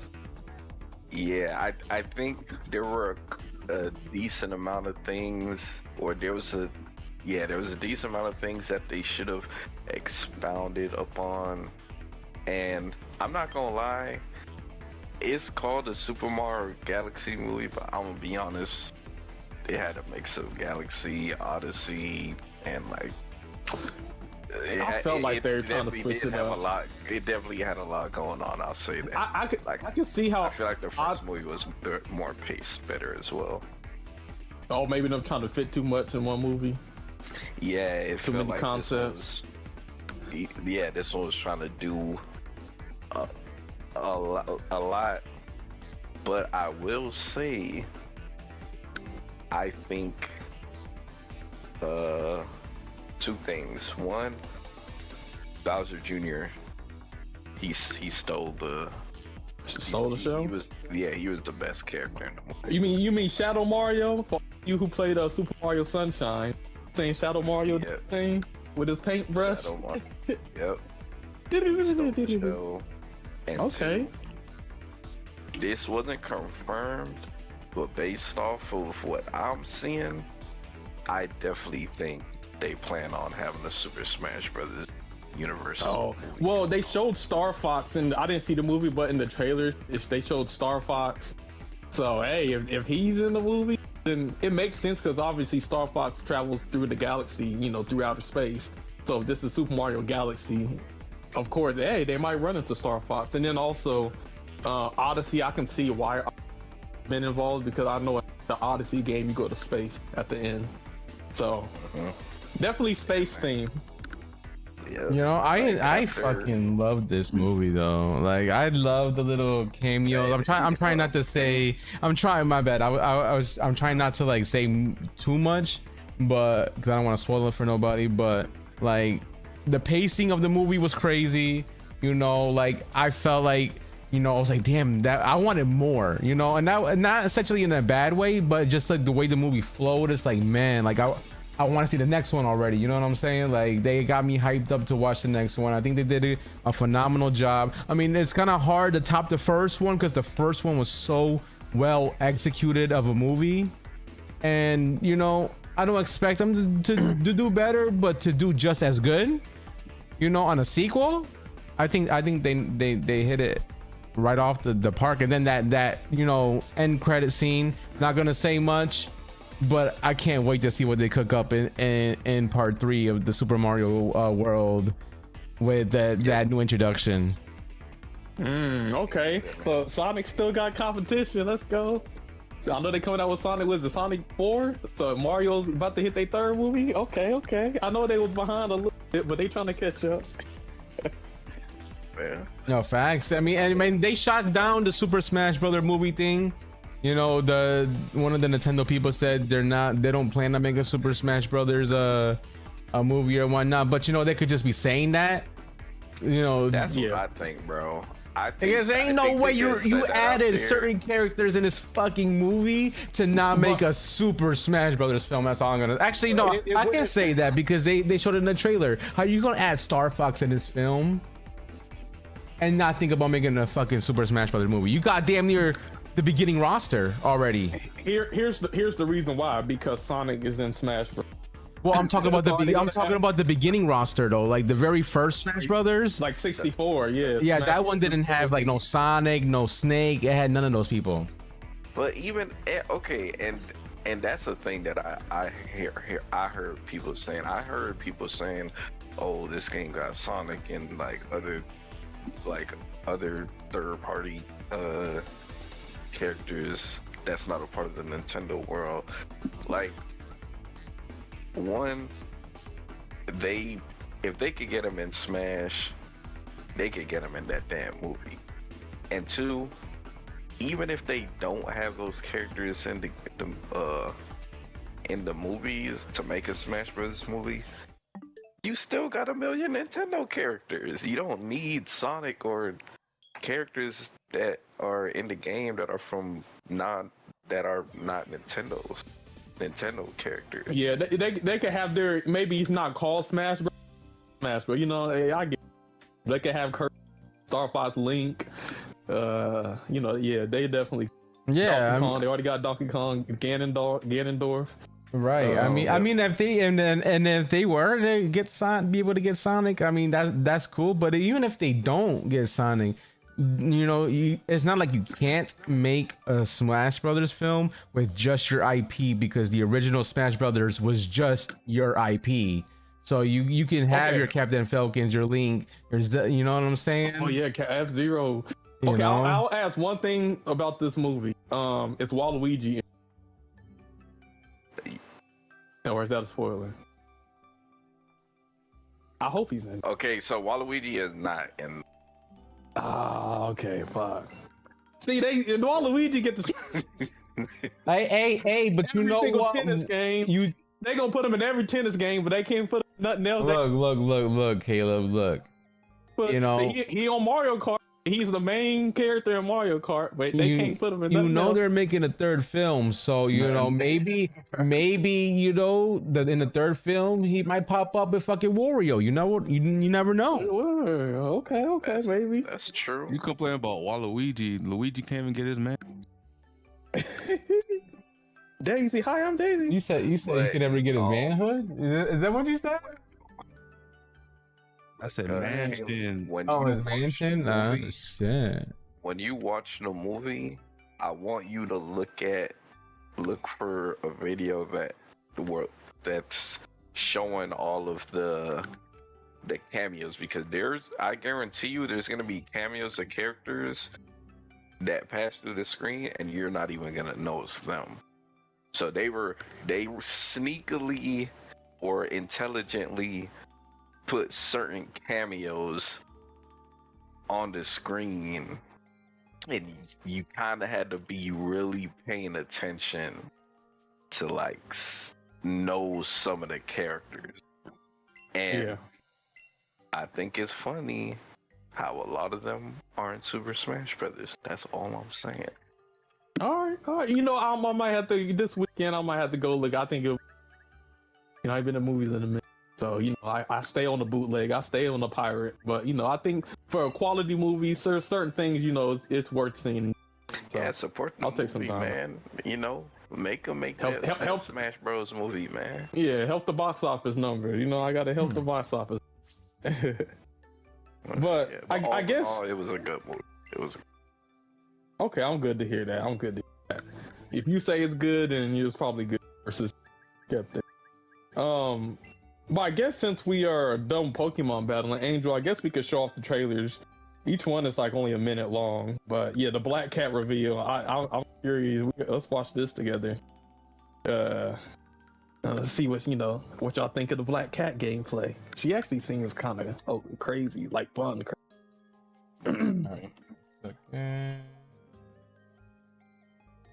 And they made her thick, bro. You know, they never beaten the Gunner game allegation. That's what I'm saying. Hey, you know, they gotta make some money on skins. They gotta, you know, so I feel like with her, this is gonna be their money maker. This is gonna be his new main. Here to steal away. Well, hey, Black Panther skill finally gonna pay off. You know, some people like Luna Snow. I'll take a Black Cat. That's funny, bro. Alright, there we go. Alright. Putting the trailer on now. Let me increase this volume a little bit.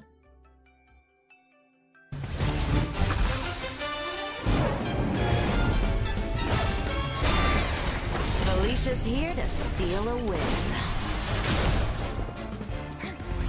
Good fortune for me.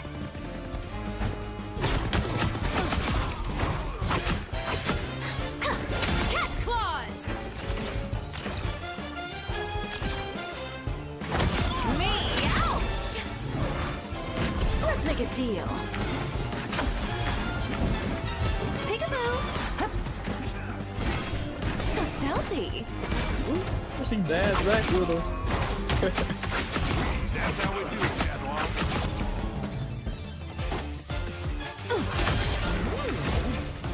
Eat your heart out, strange. We got Doctor Strange portal and stuff. Deliciously dangerous. Unleash the show team. Now's the perfect time to strike. That's what you said.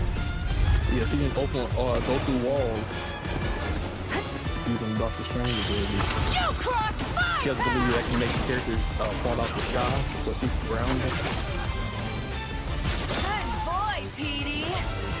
Apparently, like, she steals money, and the money that she steals gains her, like, ability to climb walls. Yeah, she gonna be a crazy dive.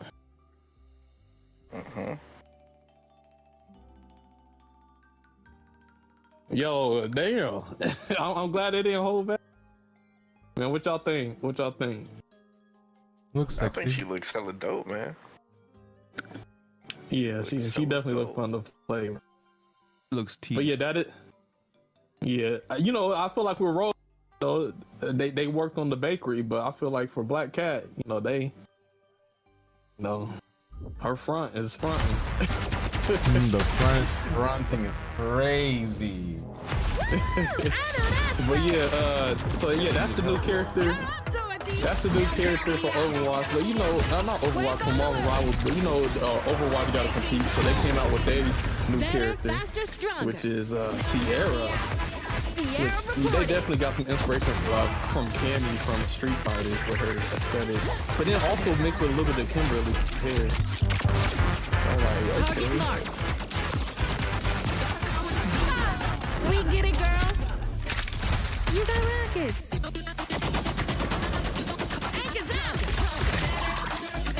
Yeah, she got a grapple. She can grapple forward and then jump out of combat. I tried her out a little bit earlier today, and she's, I guess, it's finally out. No disrespect. Take care now. Locking Yeah, on. she's strong as hell. She drops like insta kill cluster rises for the ultimate. Damn, not the black character being OP. Hey, you know, so Jordan, he's OP. Keep them So hey, coming, all the baby. black women in Overwatch are strong with it. Eyes on the sky. It's woke, strong black women. Have a good one. Can't have that.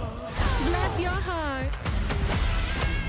Overwatch is woke. Watch this. According to this is Overwatch season 2 of the new. Always climb, What's I forgot what never fall. like Overwatch, whatever. But this is basically season 2 of Overwatch 2.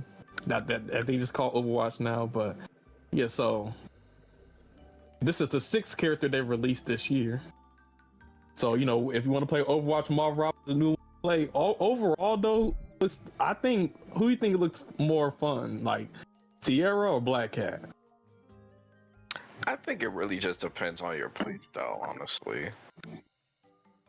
Mm-hmm. I think they both could be fun in the right hands. Different. Yeah. Well, I'm gonna have a good time, trying out both of them. Yes, sir. But yeah, I guess we get to our next topic, which is going back to Hollywood now. This Paramount? It's been a long a long quest for Paramount to conquer Warner Brothers.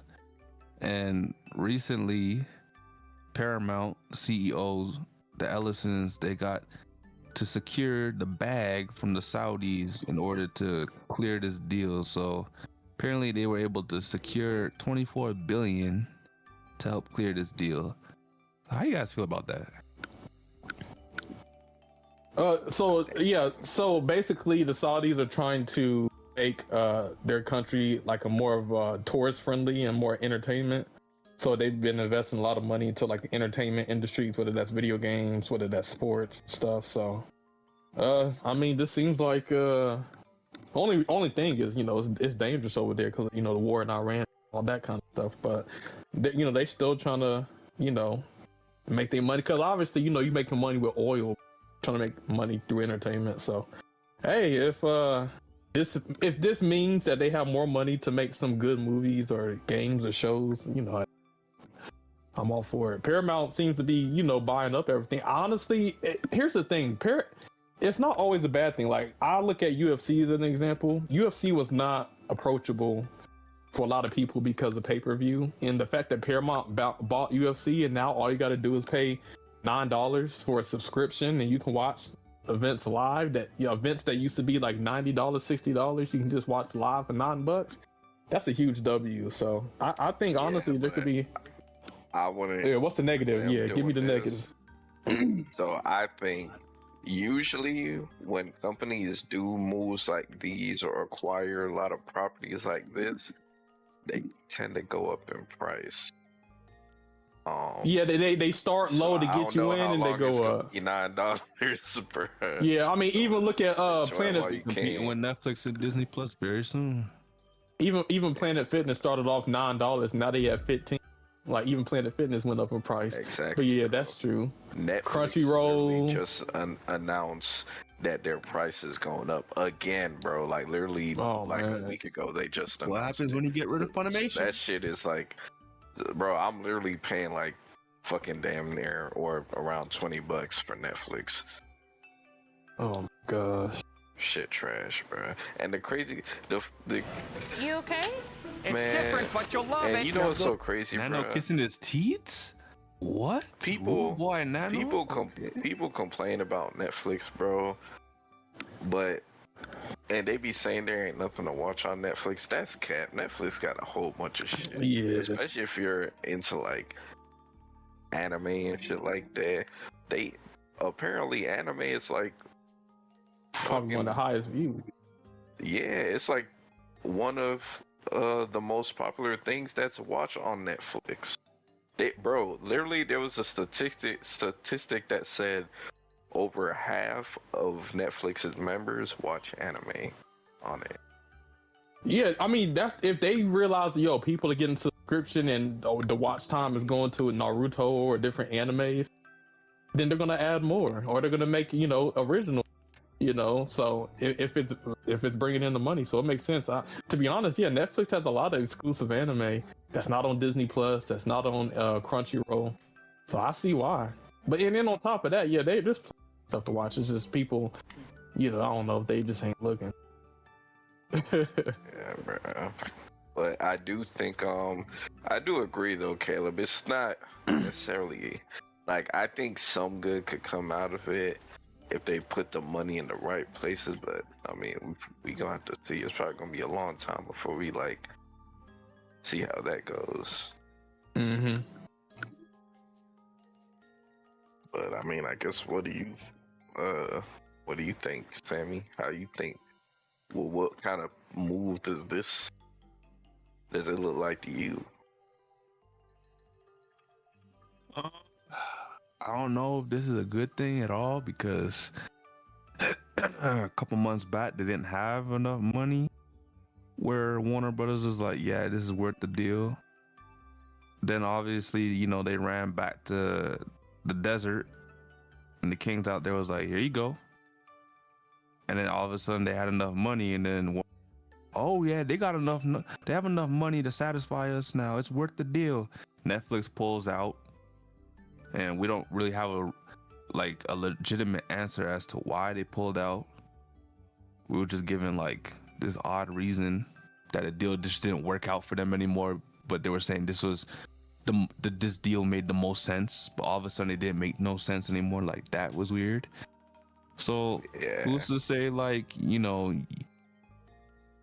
if there's, I'm not saying this is gonna happen per se, but I'm just giving an example. Who's to say Sony has to sell themselves and Amazon is like, you know what, we got the money to do it and they want to go do it, and then all of a sudden Paramount's like, yo, we can go get Sony, and then Sony's like, well, you guys don't have enough money to where the deal makes sense to us for us to sell to you guys, so we're just gonna sell to Amazon and let Amazon buy us out. And then they wait a month and then they get like 100 billion from the Saudis, so then they can clear the deal. Like, what are we doing at that point? Like, can anyone buy who they want without being disturbed by Saudi money? Yeah, I don't know. It is kind of wild that Saudi is trying to buy up everything in the U.S.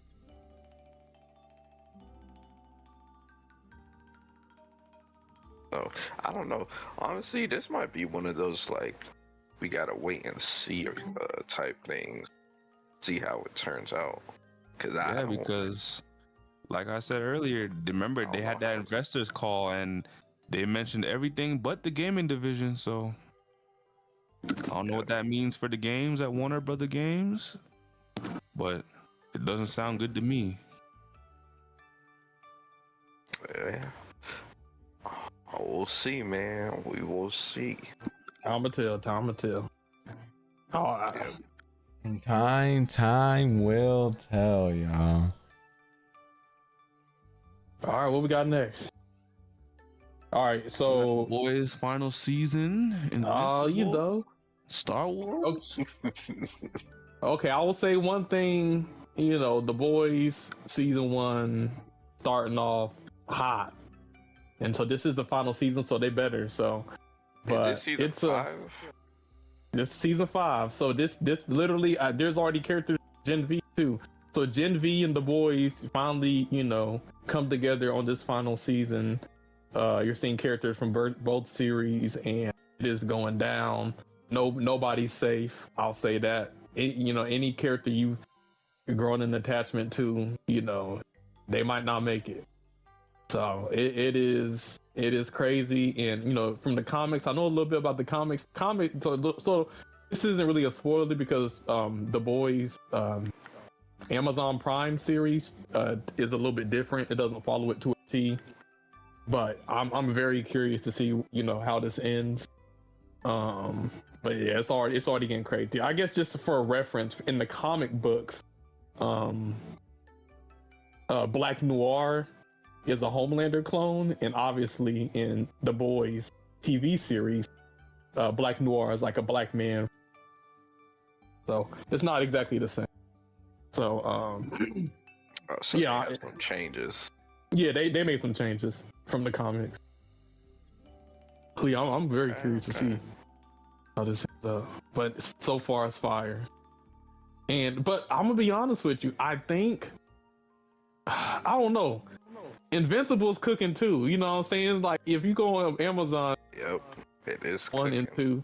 I think to be honest, I think Invincible is slightly better than. Okay, so You know what I'm saying? When I think first- when I first started watching The Boys and Invincible, because when they came out, they kind of came out around the same time. yeah. I was like, damn, these shits kind of like a tie to me. It's like they going back and forth. But I think as I started watching, as they kind of, rolled out like into later seasons, I think I started giving the edge to Invincible. Man, it was just too cold, bro. Yeah, do you see that gun that dude had, bro? The nullifier. We got. Man, what? Oh my god. Caleb, bro, watch the season watch the episode that just came out, bro. Dude, bro, yeah. I think IGN gave this episode a 10, bro. Really? Oh, I gotta get right. Yes, bro. And they gave the last episode, I think, like an 8. The last episode was like pure sci-fi. I liked it because they were like in space. It felt like Star Wars a little bit. And you had like the alien invasion, and you had the dude in the ship. We're not taking IGN seriously no more. Yeah, but Bro, IGN gave it a decent score. Like if they gave the last one an 8, and I thought it was a great episode, then that means this one must be crazy. Yeah, like usually I don't go off of IGN, but one thing I will say, man, is that like it's fucking it's IGN, like it's too good, bro. Like IGN's gonna have to say it's good, bro. So I'm not, I could trust their scores at least with Invincible. Yo, okay. What I won't trust in Invincible is animation. What it is the animation? Hold on, it's good. We can talk about that because I'm tired. People just hear internet theory or Twitter. I've seen some of the scenes in questions, and they legit slideshow. Look, You see no. in questions, but if you watch it, you gonna be What like, happened? this shit fire. I don't know if I can watch it after I've seen the slideshow. No, nigga, no. If you don't watch Invincible, it's not a slideshow. I stopped watching. What are you talking about, because man? of the slideshows. What are you talking about? It is way better than Tower. It's not a slide. That's a lie. That's a lie. I don't know. I don't know what Twitter post you saw, but it is not a slideshow. What it is no. It's not shaded, right? So the animation is good. It's just not shaded. Like, so if you compare the comics, which is a still image, versus a running animation where they got to do frame stuff, like obviously they can't do it detail for detail. This is the same for anime. Like you look at Dragon Ball, One Piece, Naruto. You look at the manga and how good the manga looks versus the animation. It's obviously night and day because there's a difference between animation and still. There's more shading. Yes, shading can make it look better, but to say the animation is bad, like no, the animation is not bad. I think last season was good. Slideshow would be One Punch Man, right? So One Punch Man season 1 was cheap. One Punch Man is that season 3 was a sideshow where you got people. They're not even animation. They're just like you take a side of across the screen. Invincible, they're doing lots of animation, fight sequences. It's not just a slideshow. So that's just people, capping. They're purposely trying to make it look worse or bad than it is because maybe they don't like the art style. It's okay if you don't like the art style. You don't like the art style, but the animation the animation is good. It's just people don't like the art style. That's all it is. Yeah. So, and I guarantee you, Sammy, you watch Invincible, you gonna be like, "Wow, this shit is amazing." Yeah. Yes. It's kind of like you know, obviously there's anime and that's like Japanese animation. This is like peak American anime. Yep. I'll say that. You know, American Like, cartoon, whatever you want. Like Justice League, you know. I think Invincible is one of the best, like, American animated shows we've got in time. Mm-hmm. Fire. And on top of that, they apparently there's like a game, a fighting game like Street.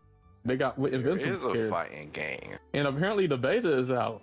So not only is that they cooking with the show, they got a game coming, and you can play as like bulletproof anatomy stuff. So yeah, it's Invincible is so good. They made a whole game off of it, bro. Yeah, that's how you know the people that the made game Killer is cooking. Instinct made the game. Yeah, Killer Instinct. Hey, yeah, so you know it's gonna be fire. Okay, so and yeah, they got finishers, so it's kind of like more that grungy, you know, finisher, you know, getting their spines ripped off. It's that brutality too. If you like that in the fighting game, you're gonna get that with Invincible. Yeah, it's the game is kind of like Killer Instinct mixed with Marvel vs. Capcom, because you can like tag in teammates and stuff like that, and yeah, you got they have the long ass Killer Instinct combos. I did hear it's very casual friendly, so I heard a lot of the combos are very easy to perform. So I guess if they're trying to capture a lot of the like normie audience, then Well, yeah. you know.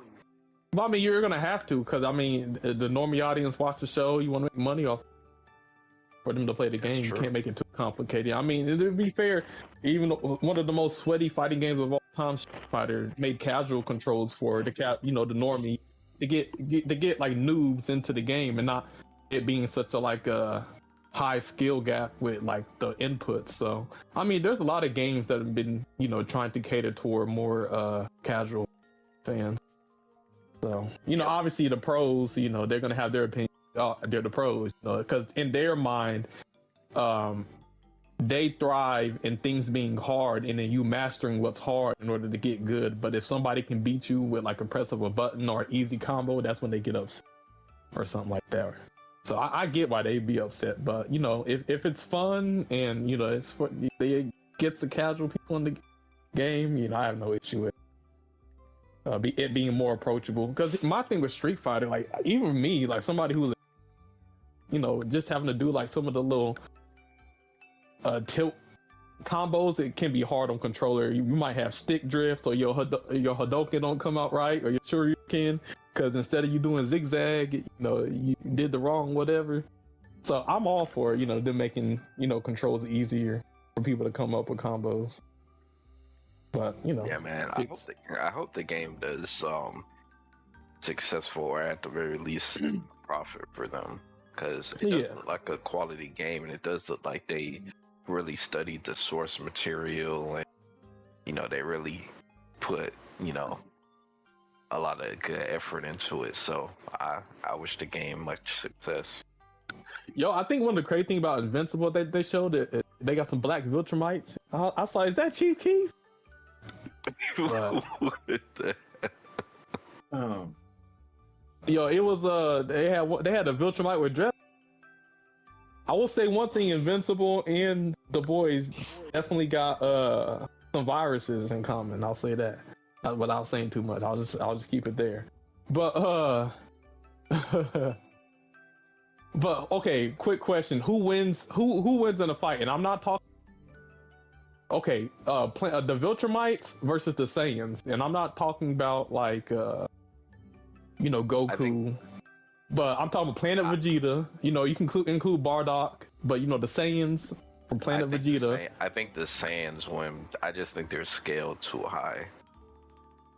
I think the Viltrumites will win, and my thing is, I feel like the Saiyans have potential, but I feel like there's only been a handful of Saiyans that have reached that potential, like Goku, Broly, Vegeta. But I think a lot of the Saiyans weak. That's why Frieza was able to destroy the planet and kill all the Saiyans in one go, sitting down on a chair. I don't think he'd do that with the Viltrumites. I feel like the Viltrumites would have pieced up Frieza, unlike the Saiyans. The so Saiyans. funny. Mhm. It's funny that you asked that because I'm in this anime group on Facebook, and somebody literally asked that same question in the group. I think it was like a day ago, a day or two ago. And but I was seeing a lot of people saying they think fans would end up winning.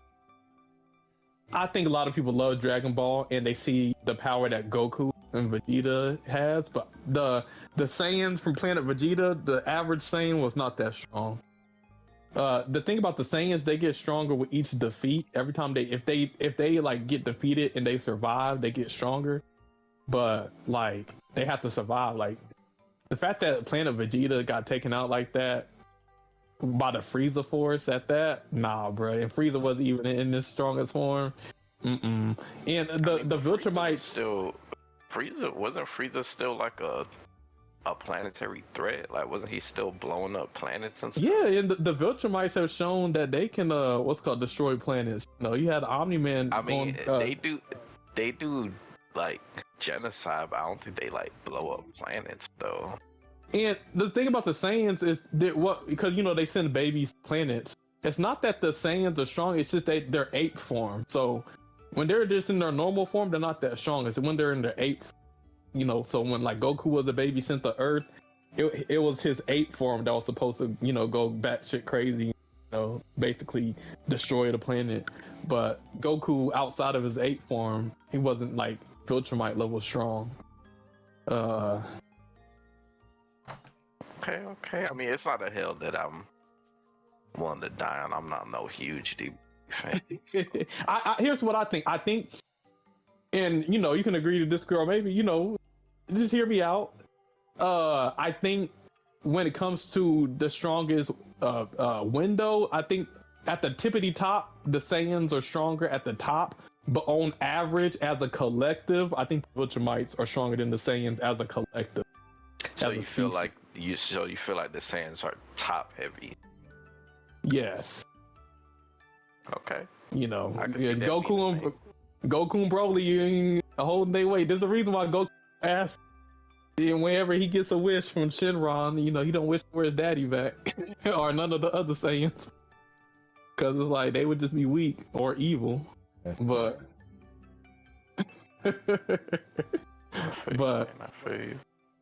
yeah, I don't know. Just asking the question, you know, what y'all think, man. Well, I'm Team Viltrumite, but yeah, but that just goes to show how good Invincible is. I mean, you out here trying to compare power scale and shit. I'm taking Kryptonians. Oh, he said forget the Viltrumites and the Tom, man. All you gotta do put them in a red sun and they over. That you say that's all you gotta do. You know how hard that is? I ain't gonna lie, you making it sound like they just gonna sit there and take that shit. Caleb, if after you see this next episode, man, you definitely gonna be a Thrag fan. That's all I'm gonna say. Oh. Like a CrashOut to me. His name sound like a CrashOut too. Thrag. I ain't gonna lie, this dude cold, bro. Like he definitely showing some difference. That's all I'm saying, bro. Oh, that's crazy because I mean they was massacring them aliens. Oh wait, let me not say too much. But on the last episode, but I don't know what else they could do. But yeah, watch this shit, bro. As soon as we finish the episode, watch that or as soon as we finish this podcast, watch it, bro. Bet. I know one thing we can all agree. Get spoiled. Yeah, I will. Yeah, I don't want to get spoiled because you know you open up Twitter, somebody gonna or YouTube, somebody gonna have it in the thumbnail because you know they want to attract views, so they gonna post the spoiler. So, I guess Angel don't have it in his background. Oh yeah, it's on my phone. My phone case. Wait, what happened? Angel watches. Wait, Angel, you watch Invincible? No, The Boys? I haven't. I do watch The Boys. I had to watch this new season though. I haven't started the new season yet. Oh, you gotta watch Invincible. If you like The Boys, you'll like Invincible. That's what everybody keeps telling me. So I mean, I Yep. might as If you well. like The Boys, you will like Invincible. And Sammy, I know you like the, so you definitely. That don't even sound right. I don't like the boys. Yeah, hey, you like The Boys? No, you talk Angel. Like The Boys, got it. Crazy. It's Nothing wrong with crazy. liking The Boys, man. Yeah, you know, saying No. why you gotta make everything sus? Damn. I know. No, speaking of new shit, I read that the it's been one thing I read, the Legend of Zelda movie is finished filming. So there's that. So that movie is slated for next year to come out. Then there's a Game of Thrones movie that's being filmed and has been confirmed, and it's gonna cover, for all your Game of Thrones fans, it's gonna cover Aegon's the first conquest. So that's gonna be the Game of Thrones movie. I'll have to check that out. Yeah, that's gonna be fire because it's gonna finally show, you know, the biggest dragon in the Game of Thrones history, Balerion the Dread. So, you know, and that's rumored. Okay. Yeah, that's supposedly the biggest dragon known in the Game of Thrones like lore. So to be able to see that and to see the first, you know, Targaryens, you know, take the Iron Throne, that's gonna be interesting to see too. You're gonna see all Very that. interesting. That's gonna be very interesting. Darth Maul. Yo, Okay. Darth Maul. Darth Maul. Okay, from the trailer, it looked lit, but I guess the Yes, show is out sir. now. The So- animation is so good. Holy. It's kind of like Star Wars, the Clone Wars, but you know, remember how they came back and they had like that last final season with Ahsoka, it's actually but better. based It on looks like Clone that, but Wars. better, Because but improved. If you watch the Clone Wars, Darth Maul did make his return in Clone Wars, and yeah, so a lot of what I figured out is if you didn't watch enough of his appearances in Clone Wars, you were kind of like left with some gaps watching this series. So now I'm gonna have to go back and watch some Clone Wars with just his appearances. It's worth it. It's worth Yeah. it. All their scenes, him and his brothers, Savage Opress, lit. Telling you. It's a good watch, and there's 2 episodes per week. So last week it came out, and you know, this Monday 2 more episodes came out. So, yep, it's gonna be interesting. Bet. Also, on the 19th, From season 4 is out, so make sure you watch that because season 5 is gonna be its last. Who? And I definitely gotta watch that. and based off of last season, you know, shit. There's some there's some answers we need answering on episode What are you 1. talking about? From Oh, okay. Yeah, From is also a good show that me and Sammy highly recommend. So what are you talking about? Apparently, you said Tomb Raider is delayed. What's the news with that? Tomb Raider delayed. Is that a Tomb movie or a game? Raider's Legacy of Atlantis, the game has been delayed. Wait, are you talking about that thing that they announced at the Game Awards when they showed like 2 games back to back for Tomb Raider? No, it's like a completely different game. They're rebooting the franchise. Yeah, that's one of them. One of them was a reboot, and then I think one was like I forgot what I just know that at the Game Awards they showed 2 Tomb Raider games. Well, the reboot's getting delayed. Man, Yep. Speaking on delayed, Fable is getting a delay. So it's not coming out Really? this summer no more. Yep. Every game Oh, just it automatically delayed assume for it's the getting fall. delayed. I'm not sure when it got delayed to. I just heard the news that it got delayed as well. damn, how does that make you feel, Sam? Man, I've been waiting forever. I guess I can wait a little bit Damn. more. I do have Crimson So you Desert to could- play. Hold on, but what if it comes out around when GTA comes out? Is that what Then that GTA is makes cooked. nervous? Dang, you think GTA's cooked?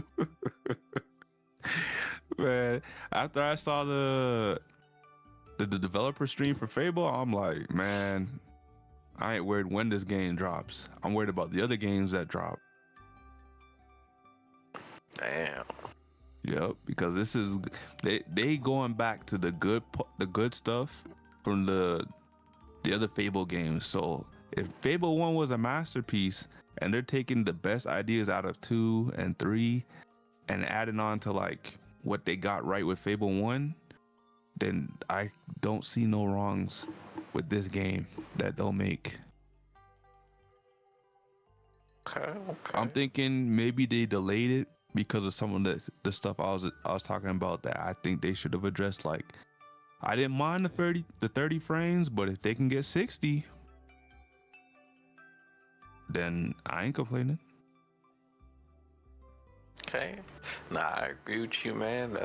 Listen, I'm assuming they're delaying it to make the game better, so I mean, they can't be too mad at that. Hopefully, they don't go crazy with the delays, because then you start getting. Yeah. If they start doing GTA levels of delays, then I don't know, man.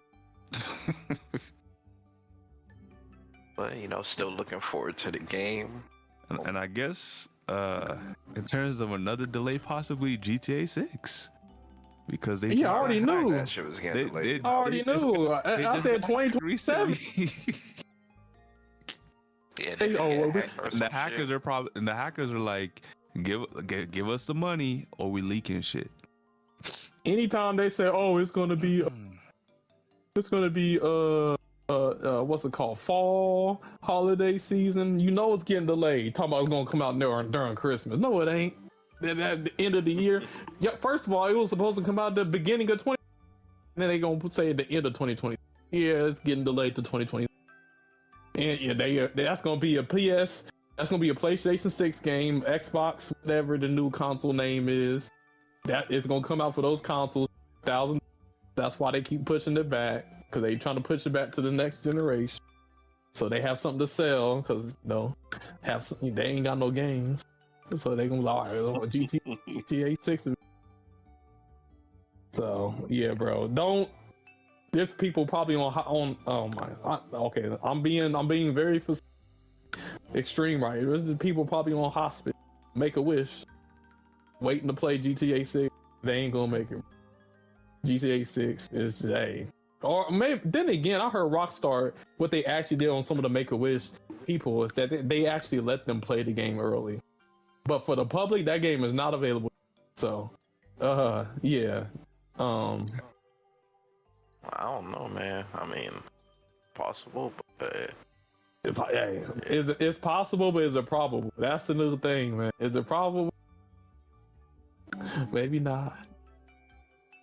Okay, what do y'all think? 2028? Does it come out in 2027, or they just 2020? What do you mean? I think it does not come out this year. That's all I'm saying. What do you mean a hacker hacked it? What did they hack?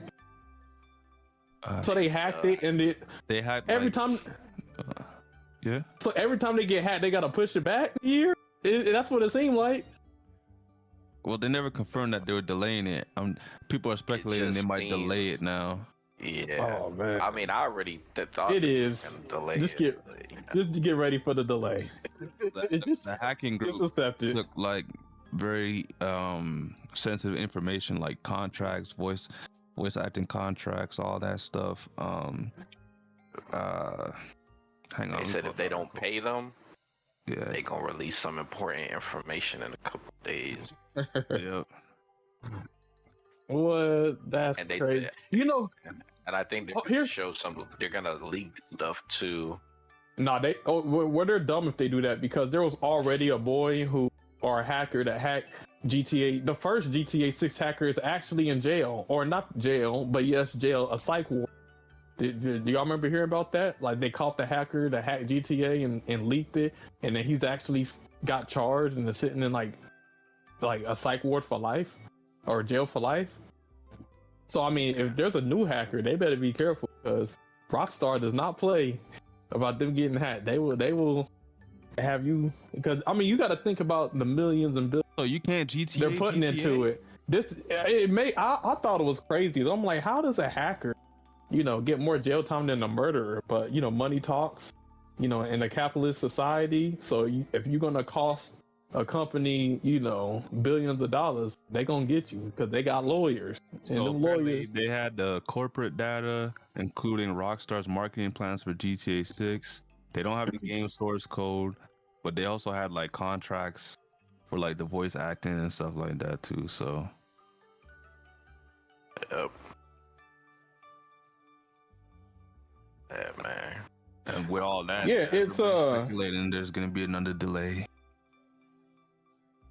yeah, it says the hacker responsible for the massive 2022 Rockstar Games breach that leaked hours of footage from Grand Theft Auto 6 was sentenced in December 2023 to an indefinite secure hospital.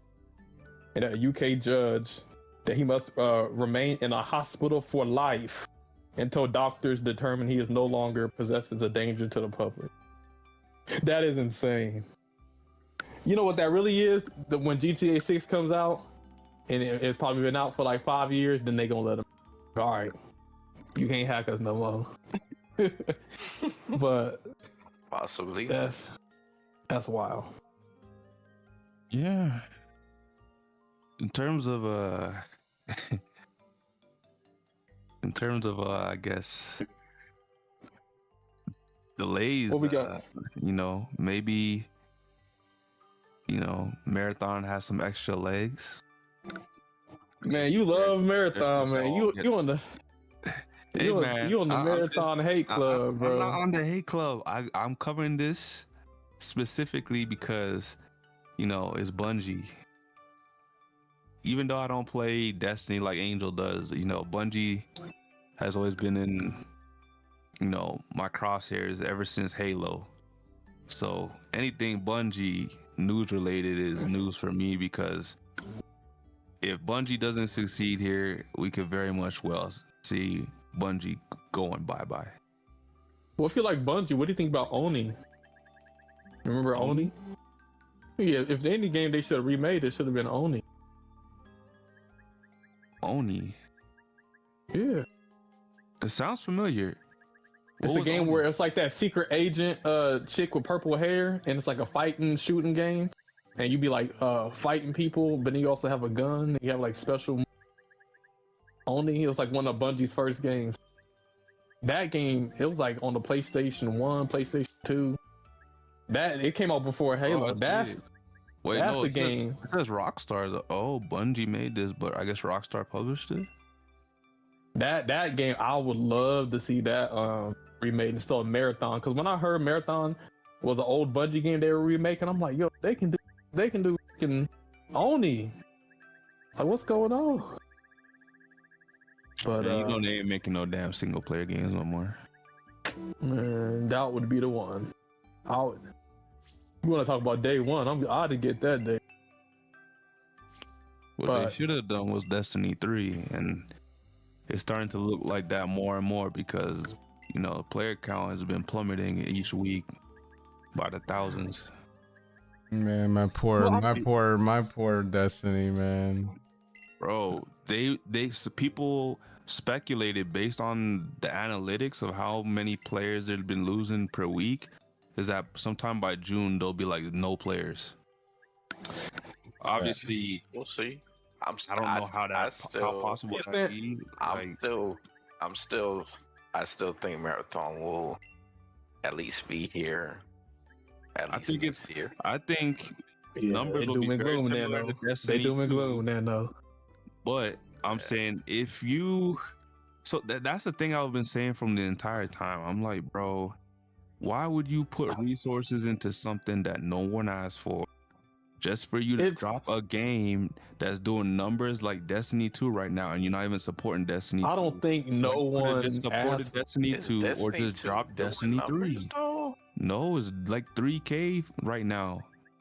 What it is, Sammy, is a lot of companies are getting into their instead of making stuff new, they're getting into their bag. So like with Disney, instead of making new IPs that people don't have a connection to, they're making Toy Story 6. You know what I'm saying? So a lot of companies are just going back in time and for the nostalgia. So I think this was, you know, but there was a group of people who played Marathon and liked it and wanted to get a remake, and they're definitely appeasing to those fans, and also this is an old IP of theirs versus them making a new, like if Bungie came out with a new game that nobody has any connection, it might not sell that well because nobody knows it. It might not get a chance, but at least Bungie knows from a financial sense that the people who like Marathon in the past will get this one.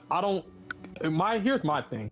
My whole like issue or like where like the whole conversation about Marathon kind of like rubs me the wrong way, because I just feel like who thought that this game was supposed to be the next Fortnite? Like, I think this game was like a niche game for people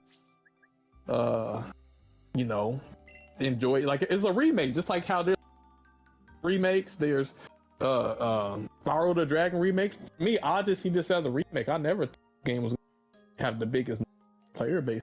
I just thought, hey, this is a remake Bungie decided to make, but for some reason it's like the content blew it up and made it seem like this is the next big thing. I think it's just another game. I don't know, man. I think for a specific audience. Worse recently is the fact that it's been confirmed this budget was over $200 million, and it's like made back. I did hear that. Yeah, so it's already being claimed that it's a flop because based on its sales figures, like at best it only made 50 million, and people are saying at best when you don't take into the fact that everywhere else that the game sold there's a cut, so you're not getting back 100% of that money. So I mean, do they have like microtransactions? Yes. Well, The problem is the problem is microtransactions ain't no one buying because the microtransactions in the game are ass. How we know nobody's not buying them? Because people have been talking about how ass they've been since the game dropped. Who was people? All the content creators. So they've been saying what was ass? The content, the battle pass. Listen, I've been watching people since day one play this game. I've been watching Astacross talk about the game.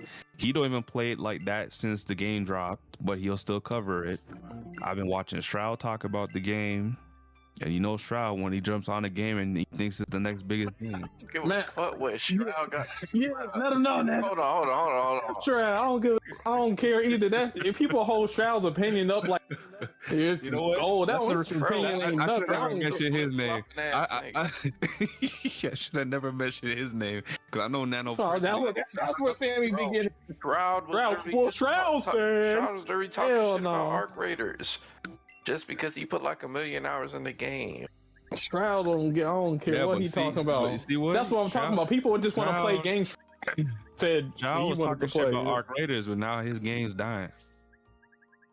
Right. Crazy word. I don't know, man.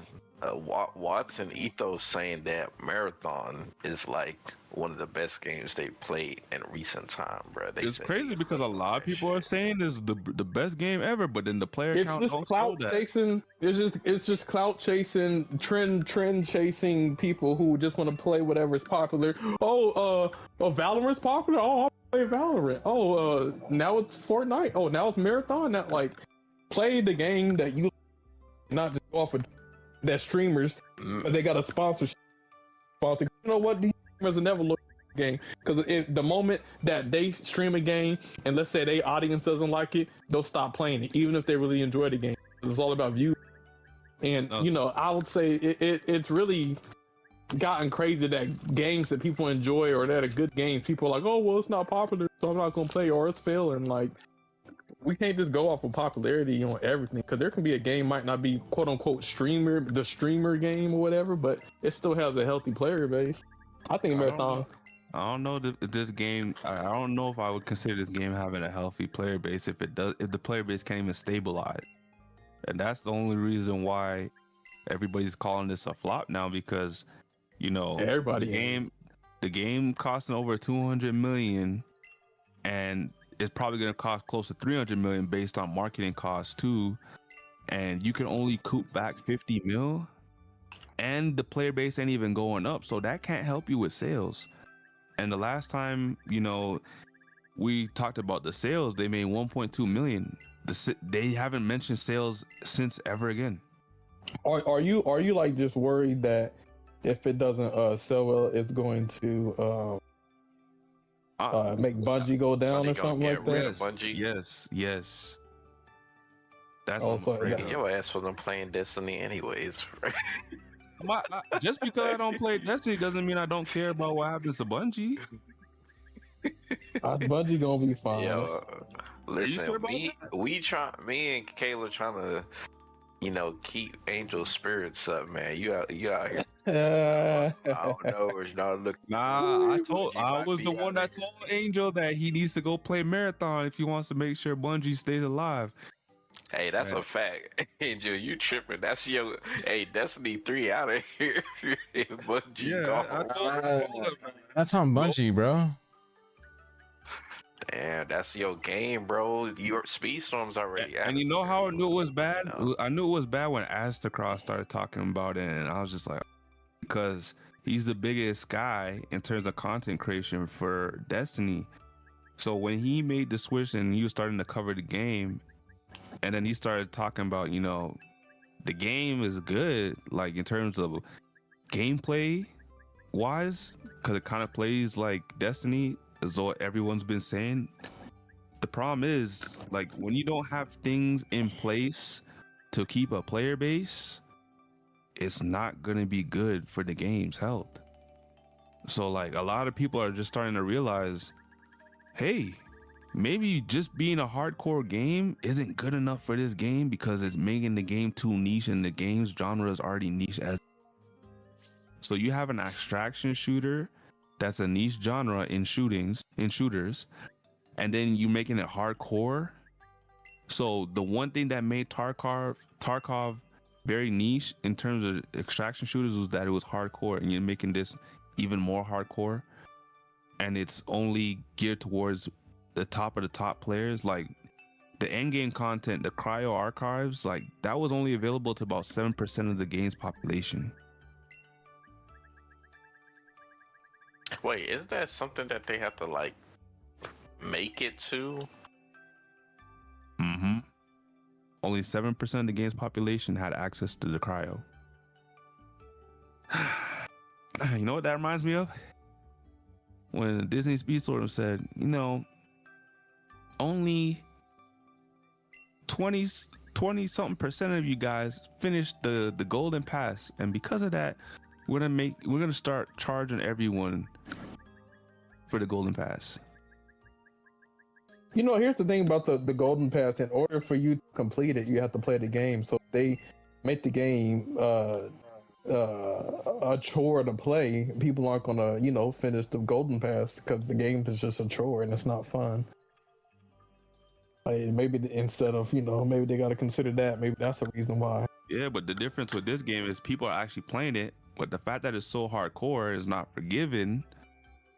Only 7% of the game's player base was able to access the end game content.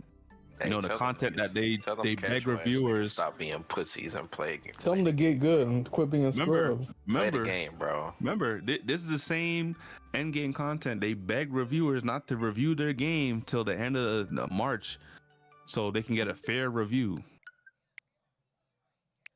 Yeah, because the companies are definitely considering that. I know said that content is actually good, bro. Now, just because niggas ain't as good and they getting fucked in the game and make them stop playing, that don't mean the content ain't quality. Yeah, the content could have been good, but like if you release without that content, like I don't give a damn. I'm still reviewing your game as is. Don't be begging me to hold off my reviews.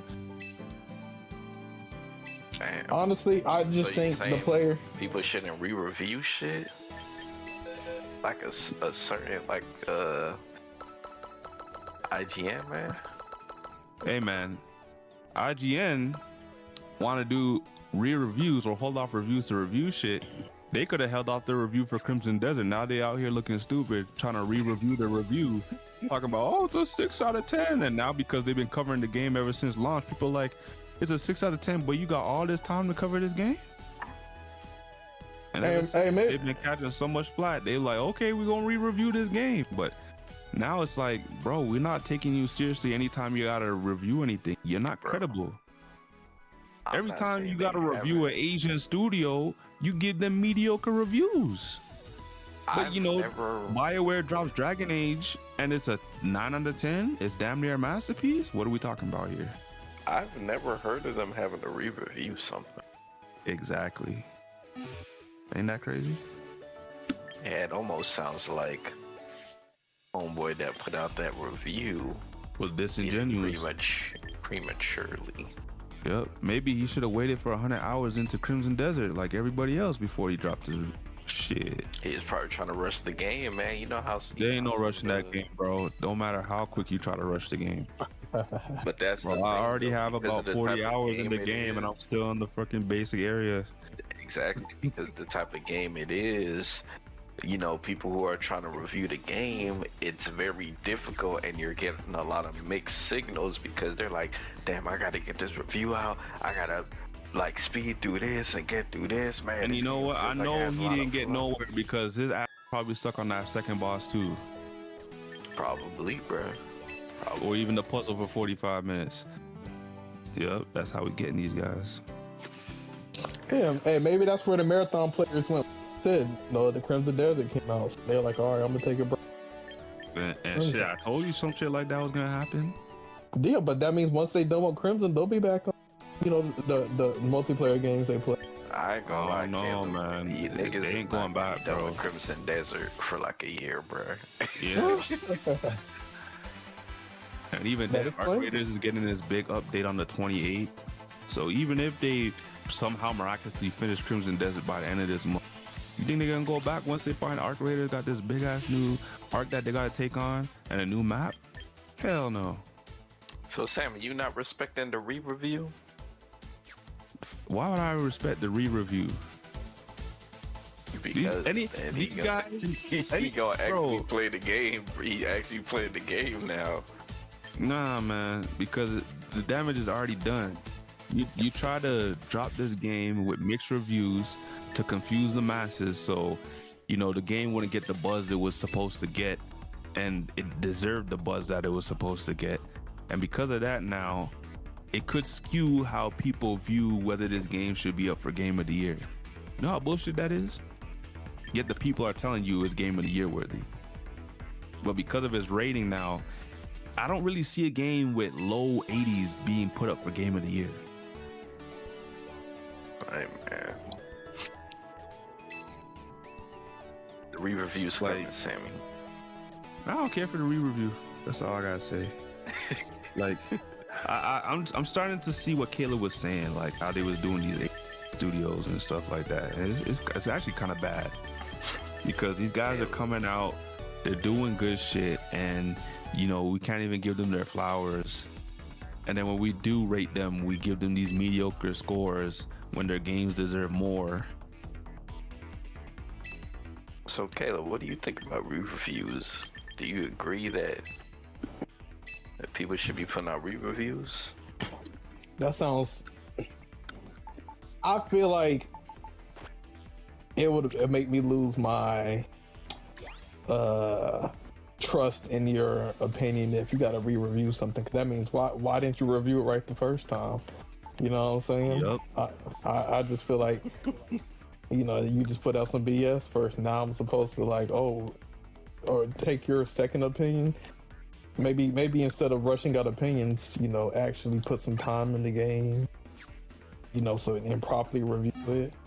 So that's how I feel. But re-review. But on the other side, you could say that maybe they're like, all right, since it is such a big game, we weren't able to, or we had limited access. Now that we have full access, you know, we want to give it a better picture. But I guess my skepticism with that is like that leaves door open for companies, if they get a bad review on a game, to pay somebody off to come out with a re-review of a good score. You know, I feel like a re-review just leaves companies with bad products to pay people off to review their game. So that's why I'm just like, Okay. Nah, I agree with y'all though. I don't think journalists and people that review games should get used to re-reviewing games. I understand. Okay, let me ask y'all this. Well, I guess this is mainly for Sammy.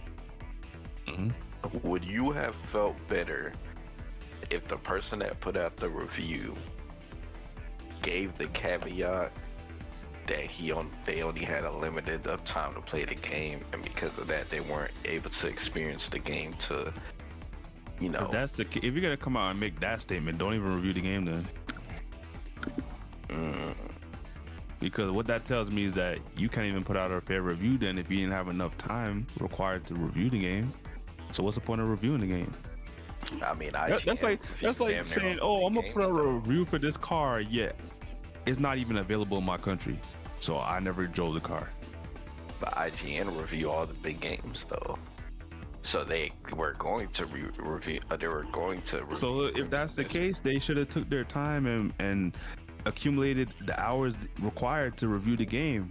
They were able to sit there and wait to review freaking Marathon, but you couldn't sit patiently through a playthrough and review Crimson Desert. Even when the devs came out and said, you know, minimum you probably need around 60 to 100 hours to properly review our game. So let me ask you this though: do you think that Pearl Abyss gave them the game in a fashionable amount of time to where they could put that amount of time into the game before the embargo goes up or it goes away? I don't think I can really put that on Pearl Abyss though. Like the game, everyone knew from jump that the game was massive based on the early review codes that they were given, like Black Hokage and whatnot. And a lot of people said the game was massive. So if you already knew as a reviewer, a review publication, knowing that the game was that massive, then you know, okay, for the good of our integrity, we should probably wait to put out a review. Because as Caleb always says, just because you first to the punch don't mean you know what I mean? So it doesn't matter if we're first. Like, let Eurogamer be first. Their reviews are always asked. We can sit a week and then wait to drop our review, because at least we know our review is going to be the review everyone takes seriously because we're IGN. But that's the problem. You guys don't know that you're IGN and people will wait for your review. You have to rush out your review and your IGN. Make it make sense. And now you're sitting in this situation looking stupid, talking about re-reviews. Yeah, man. Hey, I mean, I get what you're saying. I completely understand. It kind of makes it look like the first review wasn't legit if you had to review it. Exactly. Sounds like you know you like Crimson Desert. Pick up because you feel like there's some slander reviews going out. I knew there was some slanderous reviews going out, and most of the slanderous reviews that were coming out were the same people that were trying to slander Arc Raiders. Just remember, these are the people who say that, you know, Dark Souls or Elden Ring should have an easy difficulty. The Black Hokage shown that in some kind of thing that when it came to Star Wars Jedi Fallen Order, that the majority of the players played on easy mode, you know, Padawan difficulty. I'm not surprised because remember when Crimson Desert first came out, who was the one that exposed a lot of these industry reviewers with Crimson Desert? Luke Stevens. And what did I say? Most of the time I don't really agree with him in terms of game reviews, but this time this one stuck with me. And why? Because he was exposing reviewers. He was like, bro, when I went down there and we was playing the game, a lot of these journalists couldn't get past the fucking first puzzle. Some of them took 45 minutes to an hour. I'm like, excuse me? This is why games got a lot of guides. Took me 5 minutes to get past that puzzle. Then I'm hearing people are getting stuck on bosses for like a whole day. Well, you got to think gaming is so popular. There's going to be a lot of low. And I don't even mean that as an insult, but you know, we all went to school. So we had our people who were in the honor roll, and then we had the people who got held back 3 times. You know what I'm saying? So you know, hey, they play. No, they watch the same stuff we watch. So sometimes, and I'm not talking about people with mental challenges. I'm talking about normal people who just with low IQ who just ain't that. You know. Their dexterity stats are very low when it comes to gaming. So, you know, if something's too hard, they're not gonna like it. People tend to like what they're good at, and you know, a lot of people are trash at certain things. And if they're trash at it, then they try to say, you know, it's bad because they're not good at it. But you know, it be like that sometimes.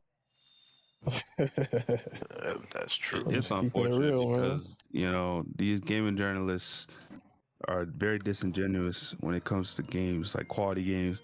So it's like when we get quality games, we don't know if they're quality because we're not these mixed signals.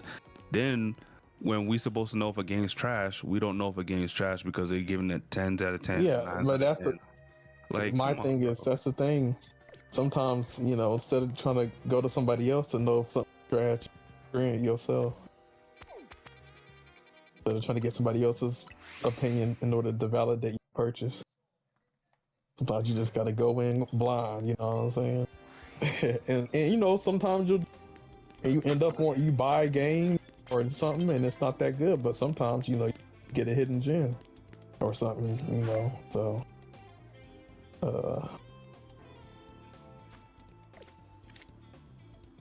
yeah. I like to go because, for instance, like movies.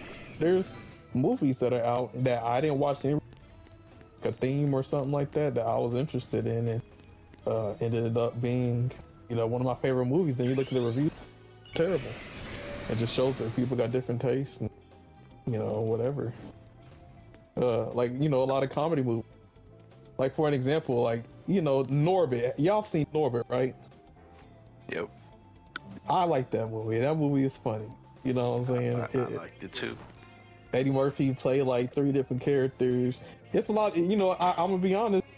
Black people, and you know, but guess what? When it gets reviewed by Roger and Roper, whatever, you know what I'm saying? They gave it, or some of these movie reviews gave it a low score. But they didn't get the humor because it's not their type of humor. But for a lot of other people, they really enjoyed it.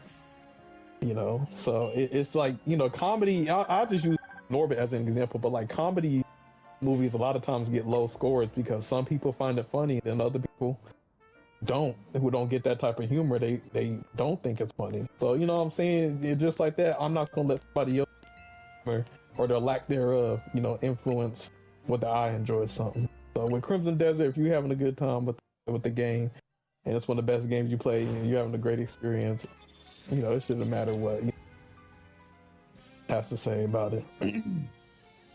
Yep. I agree.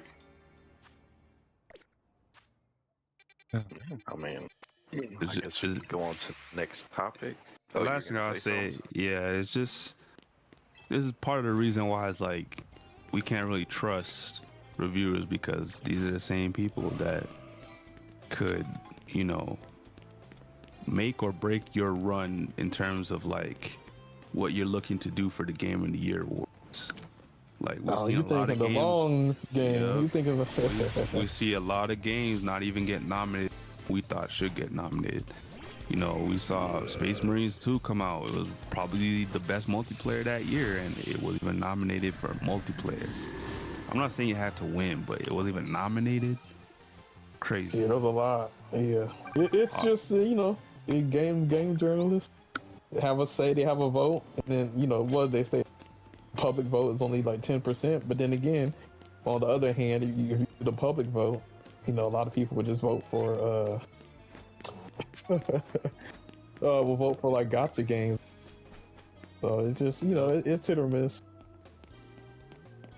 You know, it don't forget, the most popular game is Candy Crush. So many good mobile games, and yet the most popular game is where you just gotta match up you know, the colors of some candy balls. You know what I'm saying? This is if you go off the masses, the majority of the people literally are just, you know, playing Candy Crush, and that's their game. You know what I'm saying? I can't go off of other people's opinion. Some Candy Crush players trying to say a game is bad, it's too hard or whatever it is. You know what I'm saying? So, yeah, man. But yeah, I guess the next thing we could talk about is a big racer that's supposed to come out next month in Forza Horizon 6. And there's been a lot of good praise for this game so far. A lot of people, funny enough, IGN, saying that this is a very good quality racer. I'm not surprised because the Horizon series has always been on their A game. But I did drop us a trailer that we could look at. It's only like 6 minutes long, and it just shows us. He said it's only 16 minutes. He said it's only 16 minutes. 6 minutes. Only 6 minutes is crazy. Y'all acting like you don't want to see some good Forza. I think they be coming out with a $70 Forza game every year. I think they're most egregious. What up, people? It's Scotty Tyler on Base Arena. I think the most egregious and one it is the start of a brand new day here at Horizon Japan. I guess that's all like in your car or you're kicking back on the bullet train. Well, enjoy your day. I couldn't pay full price for a game next year. Instead of making a one, just make upgrade the roster. And that's if y'all really upgrade the prediction. No, they're not. It's EA. Come on now. Yeah, I'll check out for I'm on the Gran Turismo here, but Forza's been looking good. You know, they come up with good games. And I think Horizon is more exploratory. It's also just their racing simulator. No, more their open world game. Arcade game, Yeah.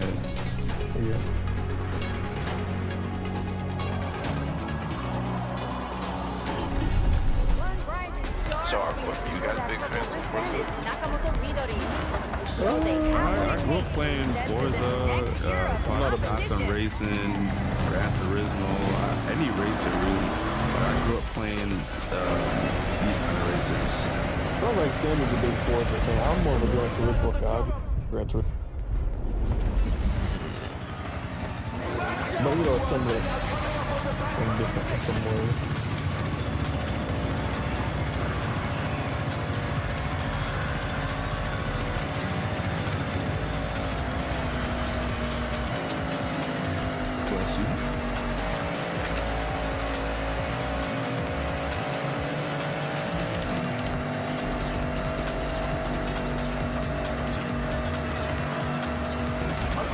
They got the snow racing. Yo, okay, yeah, the graphics. Look at the environment, the winter trees going by.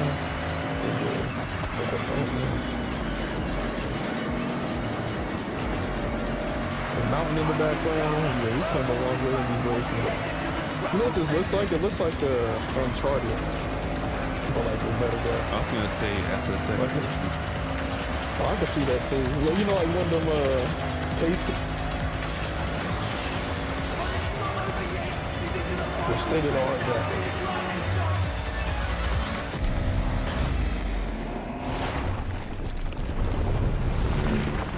Okay, I see it stuff up there. You know, that's the thing is that always befuddles the game is that the games with the best graphics are like the racing games, and it's like it'd be nice if some of these other games can get on the racing.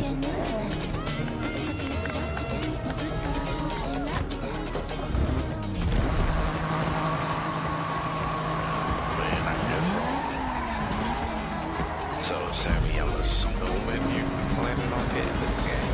Yeah, I'm gonna be playing day one. That's why I'm like, shit, I'm trying to go through the desert, but that shit gonna take forever. I mean, I don't know, like when is this 伊藤東子が井戸川宇宙センターからガチャシティラジオをライブでお届けしています。 Oh yeah, you 1週間にわたって盛り上げてきたけど、今日がいよいよ本 I 番。 mean, I'll be playing ホ both ラ at イ the ズン same 放 time, 送衛 but 星の打ち上 I'm げだ just よ。 gonna have to split サングラスをかけて the stream in 一緒 between に the 打 two. ち上げパーティーに参加してね。 This will be my new daily racer. And I even got Japanese radio.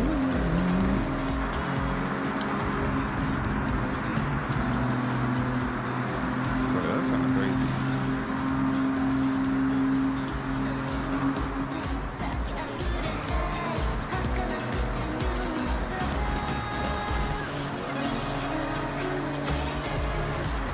Cryogenic engine cooling initiated.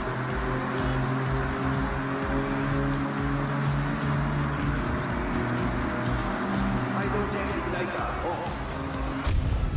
Weather condition optimal for launch. anything that you're like looking forward Onboard to system for calibration check completed. All This systems one? are go. Just the long drives on the mountainside. That's gonna be fun. The drifting, because I've already seen some videos of other people touching up on the drifting.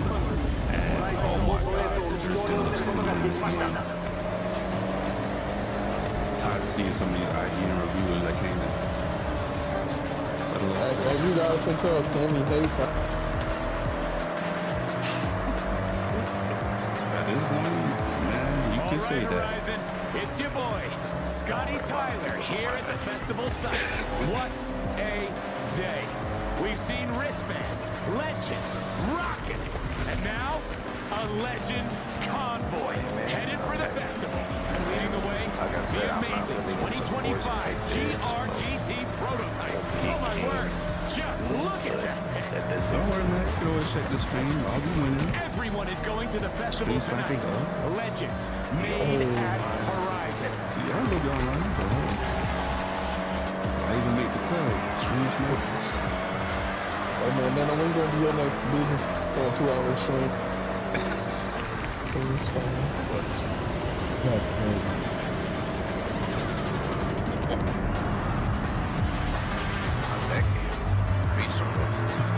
Finally get to say it. Here it is. You know what's crazy too? You know what's crazy too? I was considering downloading Speedstorm earlier today. And then something came over me and I was like, and then when you guys was talking about all that shit earlier today, I was like, yup, good thing I didn't. You know what's crazy? I actually ashamed of myself. I feel like I messed up my own principle if I play in Speedstorm. Because I know before I play Speedstorm, I'm the type of dude that would be like, I never go that, you know, some of the stuff. But for some reason, I end up getting suckered into that. Because I always told myself, I never spend this, that on a game, blah, blah, blah. I mean, sometimes sometimes you don't do stuff that you probably wouldn't do usually, but sometimes you just gotta live and learn, man. That was Forza Horizon 6, the gameplay preview trailer. I thought it was nice. And like I said, it'll be coming out next month, so we still have a good amount of time to get through whatever game you're trying to play now before this drops. But in terms of another Xbox game that is supposed to come out, we finally got news of State of Decay 3, and Undead Labs actually put out alpha signups. So if you want to test out the game early, you can now do that with the alpha signups. And then besides that, recently, you know, someone found out that a couple of the Xbox backward compatible games that were delisted were relisted for like a short amount of time during the early morning of a day, and quickly went deactivated again or delisted. And people are now starting to speculate that the Xbox team is trying to bring back the Xbox compat revival. So for those of you who don't know, but the Xbox back compat is pretty much a list of games that Microsoft went through and was able to relist, and when they relisted these games, you were essentially able to run them on the newest console. So there was games like Soul Calibur 2 HD that you were able to run on the Series X because they made it backwards compatible. And then I want to say 3 years later after the program, they shut it down and said they weren't able to do any more games because of the cost and licensing of some of these older games, which is understandable. But now, because of the 25th anniversary, a lot of people are now speculating that they're going to bring this program back. So how do you guys feel about that? Hey, if they're able to make some new games or some old games or bring some new life too, I'm all for it. Yeah, I'm always about I game agree. preservation myself. Same. That's exactly why I like getting my games. Shit. Since you like getting your games physical now, you know, there was leaks of that PS6 and it might not even have a disc drive. How you feel about that? I They're mean, trying to go all digital. if it doesn't have a disc drive, that would be extremely unfortunate. I would say that, but it might not be the worst for me because, like I said, I plan on. So, I plan on getting what? I plan on getting a PC. Okay. Yeah, that's the And next running the investment I'm master getting. race. Something. Yeah, same. Yeah. I'm working towards that. Yeah, like I love, you know, playing on my PlayStation, but with the way the prices is going right now, Yeah, if they crazy, if they think I'm get that. $1,000 on the Yep. especially like Nintendo, right? At least even with like the PS5 and Xbox, you can stream from your console. Imagine if Nintendo tried to charge $1,000 for the Switch 3 and then you can't even stream on. You know what I'm saying? You know they gonna do that, and they gonna give you that bootleg Discord again. If they plan on, if they ever make the Switch $1,000, good luck with the sales. That shit. Yeah, bro. Like I said, the PS4. I will say the PS4. You know, Ninjas. They dragged it a little bit, but I feel like I'm gonna be on the 5 for like a decade. And I think if there's a gamer and they're on the 5 and they not getting the 6, I think they're justified. I think the power of the console or the Xbox Series X, I think is good enough. You know, it's 4K is good enough. 60 frames per second is good enough. You know, ray tracing is good enough. 30, whatever, 60. You know, anything past that is not necessary. You know, I don't think by having a PS5 or Xbox Series X, you're holding back gaming. You know what I'm saying? I feel like all of these new consoles are agreed, but to be honest, they haven't came out yet. But, you know, we'll see when it comes out what the price, from what it's looking like, it ain't it ain't looking good. So Sony's trying to do like 3 things with the next gen. They trying to do the handheld. They're trying to do a budget-friendly console, and then they trying to do like a pro console. So essentially, a lot of people are starting to realize they copying Xbox because they're trying to do like a Series S version for the PS6. They're trying to do a Series X version with the PS6, with it being like maybe like a pro model, and then doing a handheld. So how do you guys feel about that? I mean, Would you guys get an affordable PS6? what's affordable? That depends on. Like, Yeah. like what if it like they're trying to make a budget-friendly PS6, so like a Series But- S. I ain't doing that. Cause you still spending a lot of money for what? A watered down version, the actual one, and then they're gonna. No, I'm good. Honestly, I plan on if if everything goes right for at least within the next couple of years, I plan on. So I don't see myself getting a PS6. At least not at launch. I mean, me personally, I never get the consoles at launch just because I try to wait like 3 years to see if I see news of a pro refresh coming out. Then I usually get the pro console. But yeah, let's say I do get my PC, I would still eventually want to get a PS6 because I know it's gonna have exclusives. So you gonna get the budget-friendly version, or you gonna get the handheld? I don't think I'm gonna get the handheld. I prefer like consoles, but you know, I'm not against. Like, I hope they do make handheld. I hope it does. I know a lot of people been like the PSV done stuff.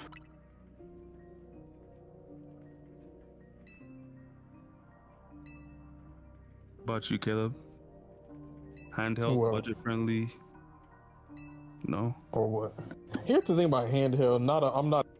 For some people, they got long trains on the subway and just. But for me, like, I like playing on a big TV screen. You know what I'm saying? Where am I gonna be? Oh, I'm at the library playing a handheld video game. Like, no, I'm not. Like, if I'm out in public, I'm not trying to play no game. I feel like playing games. So like, I like doing in my own like piece, in my own little space. You know what I'm saying? Like, I feel like just being out and I'm at freaking I'm down at the plaza, you know, on a Friday night with my Switch or with my handheld. Nah, I'm good. Easy way to get robbed. Yeah, but they saying the PS6 Lite could cost like $350 to $550. I'm not gonna lie, bro. You gotta look at the specs, man, because they can say that, and that shit basically a 5. All I know is I'm done with the whole bootleg stuff, or I'm getting the bootleg version of the game and all that kind of stuff. No. Or the watered down version. No. Either give me the most powerful version, or I don't want it. Or the console, my bad. Give me the most powerful version of the console. Trying to do this. Nano's saying they sell the PS5 as a PS6. Well, yeah, they would. The specs to be exactly the same, but oh, it got a new frame and it's like handheld or some shit. Oh, it's got me fucked. But and then you'll have some Sony Pony Defender. Well, what do you think? How do you think they're gonna get some super advanced specs into a handheld console? Why you? Because it's a PS5, just handheld. Like yeah, they do that kind of stuff. It'd be the same thing. They just put a different package on it. Yo, I'd be supposed to be impressed. I'd be pissed. You be seeing that the PS6 body, and then when you open up the PS6, it's a PS5. Hell no. That's diabolical. Shit, crazy. Oh yeah, well, I remember when the people trying to get somebody opened a box and it literally was a PlayStation 3 and a PlayStation 2 in a box. And hey, PS5, 3 plus 2 is 5. They were being diabolical with it. Oh my god. So you said they're gonna put 2 PS3s in the box? Oh yeah, bro. PS6, man. They gonna take that bitch together. Oh man. Oh my god, it's gonna be a PS3 fat and a PS3 slim. Yeah, exactly. Can't do that, bro. Oh my god. On the bright side, it could be a PS2 and a PS4, or it could be a PS1 and a PS5. I mean, it's not too bad. Niggas gonna want their PS, bro.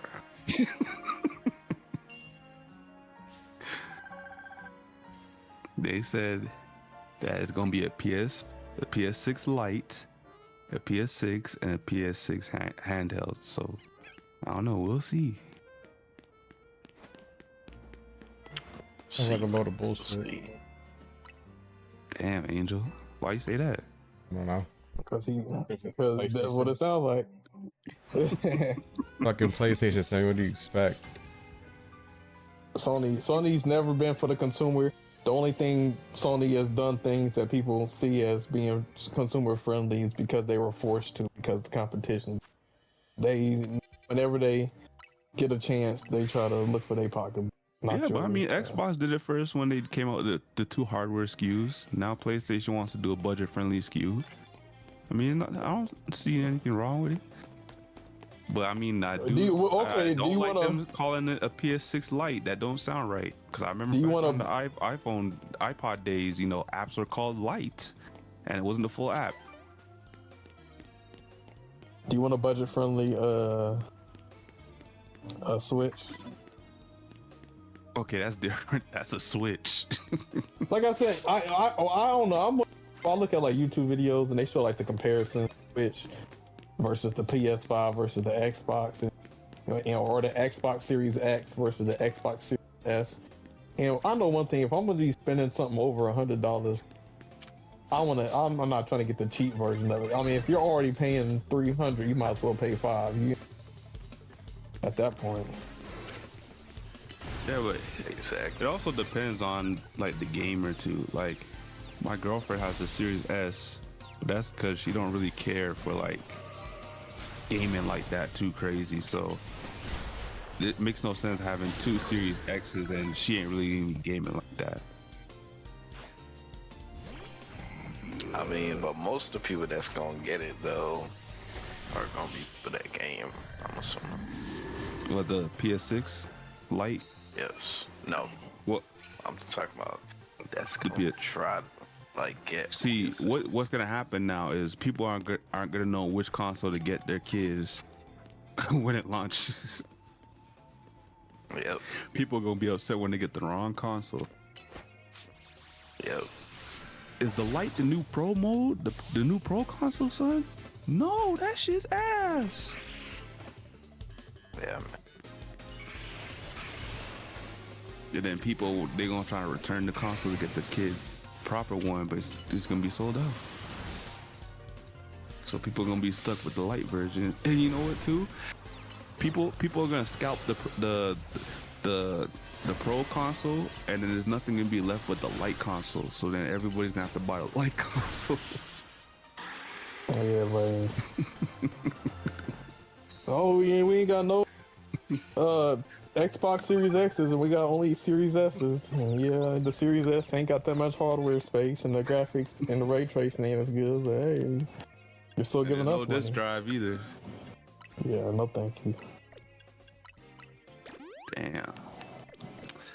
Well, the guys don't seem overly joyed about this, you know, SKU news for the PlayStation 6. Not even a handheld, which is surprising because you guys got the Switch handheld. But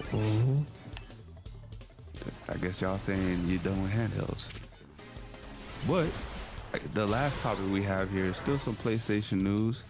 So I'm not sure if you guys heard about this recently the other day, but there was this new patent or something like that for PlayStation AI. Man, yeah, we been kind of speculating on that. They've been working on AI. I mean, they've talked about AI to help people. Wait, hold on. Did we talk about this before in some type of capacity? Yeah, we did, bro. Nope. Yeah, how the new consoles are going to be utilizing AI? Because I mean, they already got it where AI going to be playing games. Nope. Is this like different than what we were talking about? What's this? So this is like something where it'll take your picture and then it'll put you in it'll put you in the games, and it'll like kind of utilize you in like PlayStation games in the future. Oh, so like you'll be NPC in Spider-Man 4, and they'll use your face, and you'll make Something like that, yeah. So instead of it generating, so it'll be using you as one of the models that it uses to generate some of its players. Something like that, essentially, yeah. So they're saying that, I'm trying to find the article because it's been a while now. But a lot of people are kind of upset about this because they're like, oh, I don't want them to use my likeness and all that other stuff. Who else is gonna use their likeness? So most people are unknown. People think they're more important than they are. What, you gonna use my likeness for the video game? Okay, Dale. But I mean, I get it, maybe privacy, whatever. But here's the thing: whenever people get into the privacy conversation, I'm like, you have a phone. Here, it's called the player base program to scan players with the PlayStation games. It's a program you have to sign up for. I guess you can sign up for it. I'm gonna send the article to Angel so we can pull it up.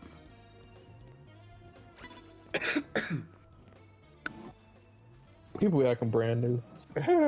I mean, people. Here's the thing: if people want to sign up for it, you know what I'm saying? I feel like there's no wrong with that. You know, maybe for them, it'll bring them joy to see them in like one of their favorite games and stuff, or somebody like them. You know. But that's interesting.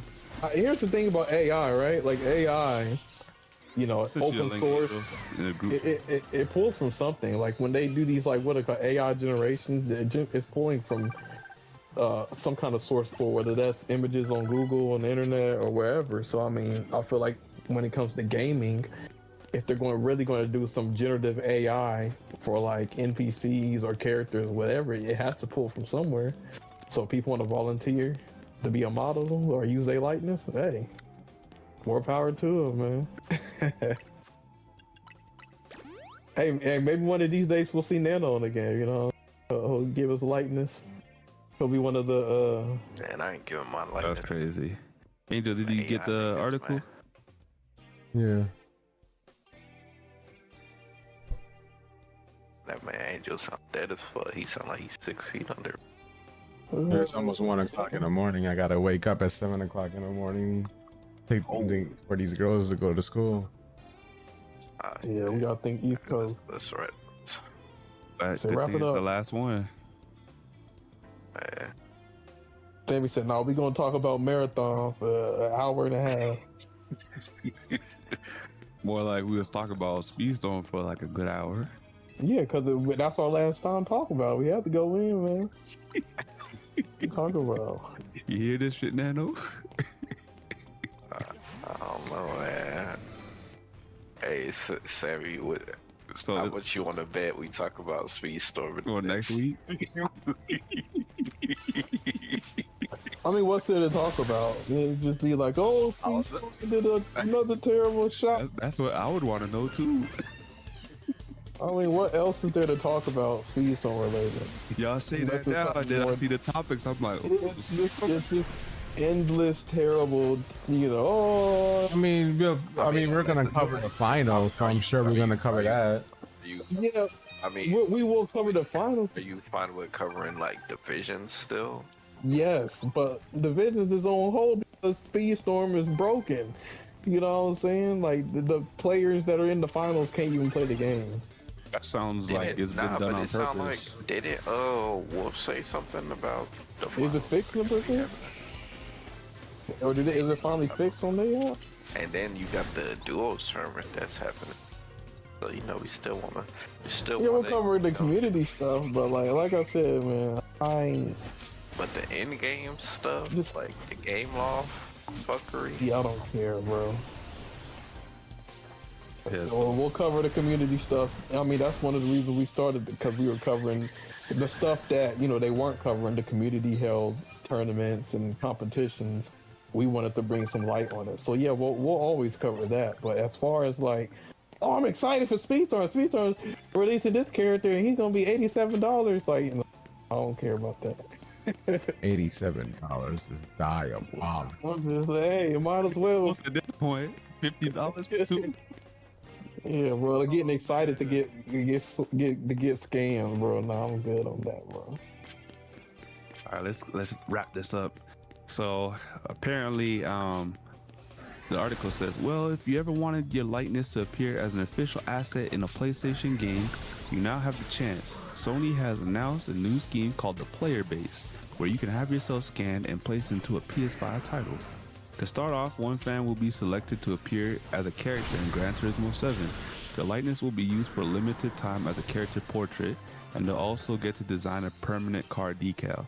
The winner will be invited to a studio in Los Angeles to have themselves scanned and design the livery, with the applicants being accepted through the link. The link through the article. PlayStation will select a handful of applicants for video interviews to learn more about them and their connection to the brand, and then the winner will be chosen based on that. The player base starts with Gran Turismo 7, but Sony says it wants to expand the scheme to more PlayStation Studio titles in the future. The player base is our way of saying thank you to the players who make PlayStation what it is today, said Vice President of Global Marketing Isabel Tomatis. We can't wait to meet the fans who will step forward into the world of PlayStation in a whole new way. Of course, sports games over the years have allowed you to scan your likeness into the likes of NBA 2K or WWE 2K for years now through smartphone apps. What the player base is doing, however, seems to be a far more professional approach where your likeness will be more accurately placed into a first-party release. What do you make of this program, and what PS5 title would you want your face inserted into? Tell us in the comments below. Okay, that sounds a little bit better. I was afraid, because here's the thing, I would think the negative thing would be like, I don't know, if they came out with a Wolfenstein 2026 or like a Doom game, and then you put your likeness in the game just for you to be somebody that they doing finishers on or killing. Now I wouldn't want my likeness to be in the game. Some motherfuckers will like that shit. Like, you crushing my skull? Yeah, I start up GTA 6 and I find Nano. Yeah, I'm like, oh, and then you wanted the drive-by victims in the next Grand Theft Auto 6, bro. Like, no, I'm good. But if they got you committing the crime and they got you're think like could you imagine Nano's out there committing the crime and then they're like, oh, we need you to kill Nano. It's like, we need, damn. Yeah, it's and you're the villain, and Wolverine's coming to get your ass. Like, all right. Or what if they got Caleb in the game doing some gay shit? Like, hell no, bro. Right. Yeah. No, hell no. Hell no. So exactly. So you better specify how you're using my likeness. Oh, Gran Turismo, I'm gonna be a race car driver. Bet. Don't even put me on no other goofiness. What if it's Crash Test Dummy? Crash Test Dummy. No. Yeah, you gotta be able to sign off on some extra shit. It's like, I'm giving you likeness, but no, they got you like Mario. Yeah, to only certain degree. They got you called Mario 64, and they got your face, and you can just pull on it all kinds of different ways and stuff. No, I'm good. This is the human body.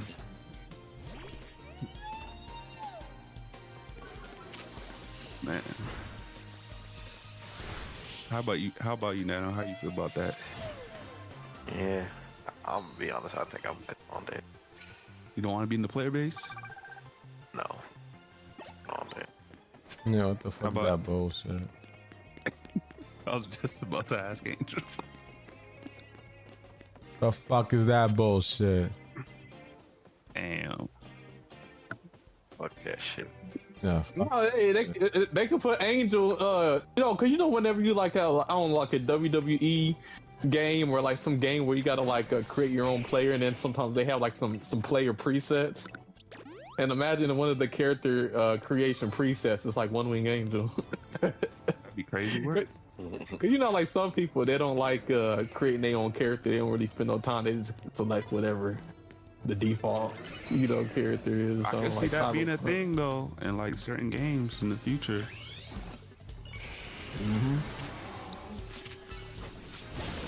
It's like the base model driver in Gran Turismo now will be some random dude who won the competition. Yeah. Now everyone's driving as this guy. kind of cool, but like I said, you have to make sure. Yeah, gotta make sure you read the fine print. Make sure you know they're not using you for ridiculous acts. Yeah.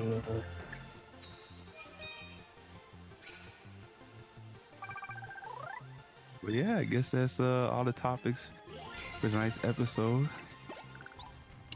No, you know what would be hella tacked up real quick if it was like Resident Evil 10 and you wanted to and Leon is coming after your ass about to shoot you in the head, bro. Hell. Like what you got the T virus or something. No.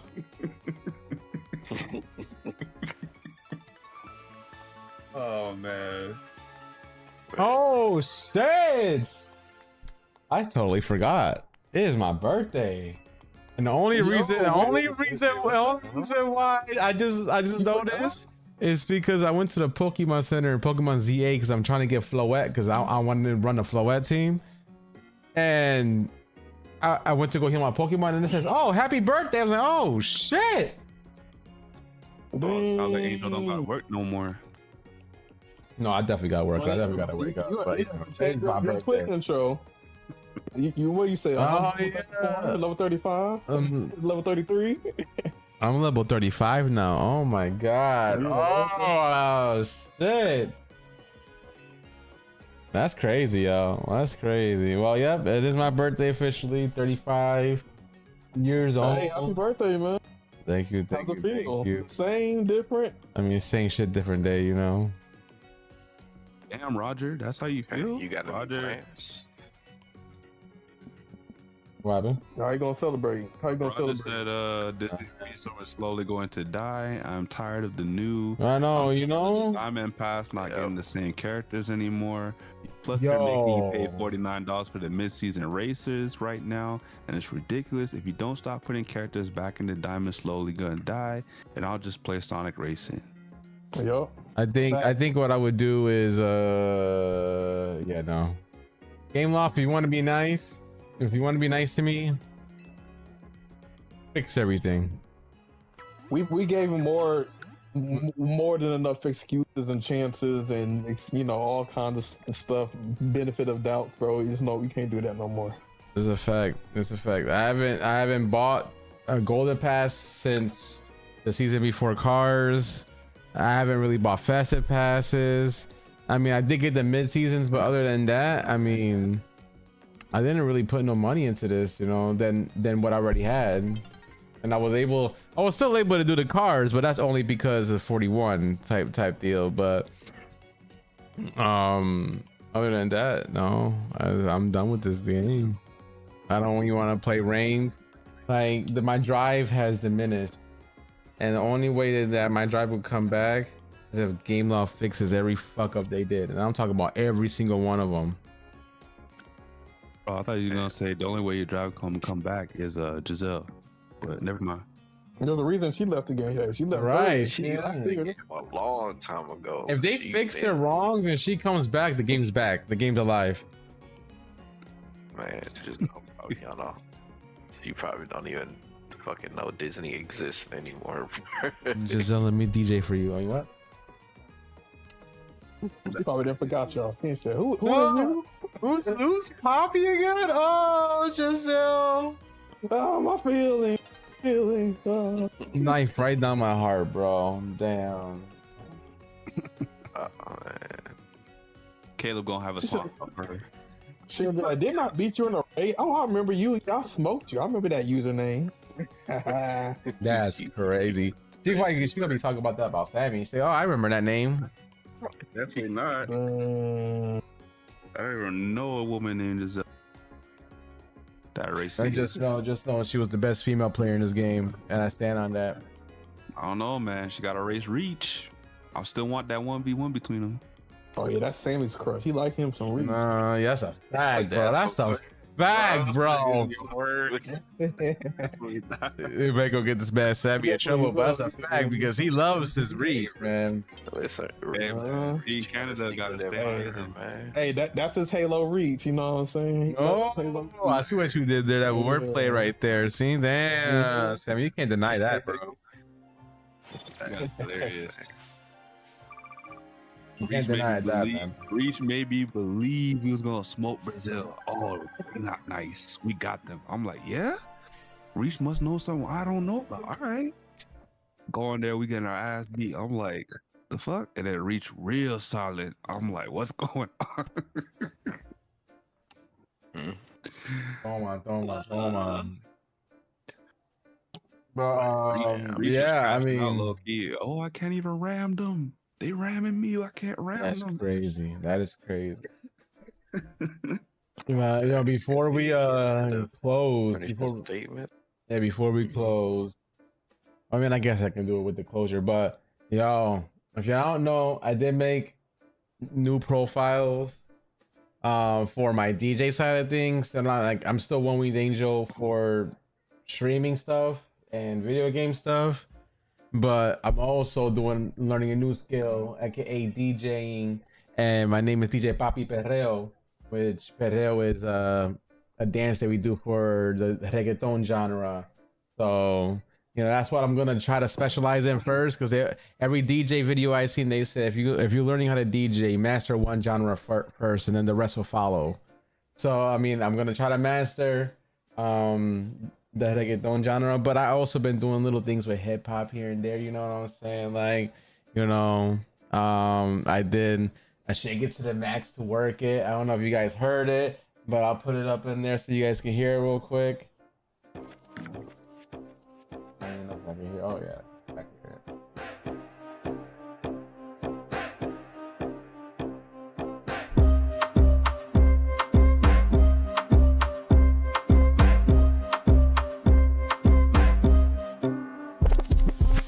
And if you hear this and then go bend your back, go bend your knees, baby, shake it to the max. Will the DJ please turn up the bass to the max? Please just rewind, let me shake it to the max. Shake it to the max. Shake it to the max. Shake it to the max. Please just rewind, let me shake it to the max. Is it worth it? Let me work it. I put my thing down, flip it and reverse it. It's your primitive is why I need it. It's your primitive is why I need it. If you got a big, let me search it to find out how hard I gotta work. Yeah, it's your primitive is why I need it. It's your primitive is why I need it. That was Shake It to the Max, went to Work It, and then my This latest is what video, happens when you have kids, and now I I'm did, word playing everything. 21 Savage to 6 foot, because I did this I did the 6'7" thing basically. So I did a 6'7" transition to 6 foot 7 foot. And you'll see how I execute that right there. I put it basically in a loop. I got 1, 2, 3, 4, 5, 6, 7, 6, 7, 6, 7, 6, 7, 6, 7, 6, 7. Hey, shout out to Angel on his streaming journey. Hey, you've always had the DJ vibes, man. Good to see you, what's it called, pursuing this, man. I know it's something that I always wanted to do, or just never really pursued it, but I also didn't have the funds to pursue it because this shit is expensive. To start learning, but see all that money you could have put on. This is what happens when you have kids, and now that's a fact. Well, I mean, I'm doing it now. Hey, better late than never. So I'm doing it now. So, that is my page, guys. If you want to follow it, that is the page. He did it. Yeah, I did, Abby. I did it. I had to. I was like, you know what? Let me do a 6'7" thing real quick, and it came out nice.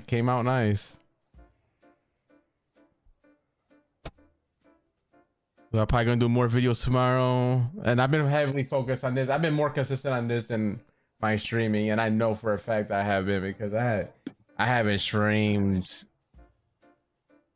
in a minute. This is probably the first time I streamed in a while. So yeah, there's that. But it's not because I don't want to. It's just one, Speedstorm fell out of love with that. That was my main game, so trying to find a new area for that part, of the content creation world. And then, I've been having fun with this. So this is my new love right now. So, that's why I've been more focused on this than anything else. And I can always stream too, so that's why, yo, if you guys, you know, haven't followed my TikTok, follow my TikTok. All I need is 50 followers to go live. I'm at 47 right now. So, you know, an extra 3, I'll be able to go live and be able to, you know, try to grow in the algorithm of TikTok with the live streams.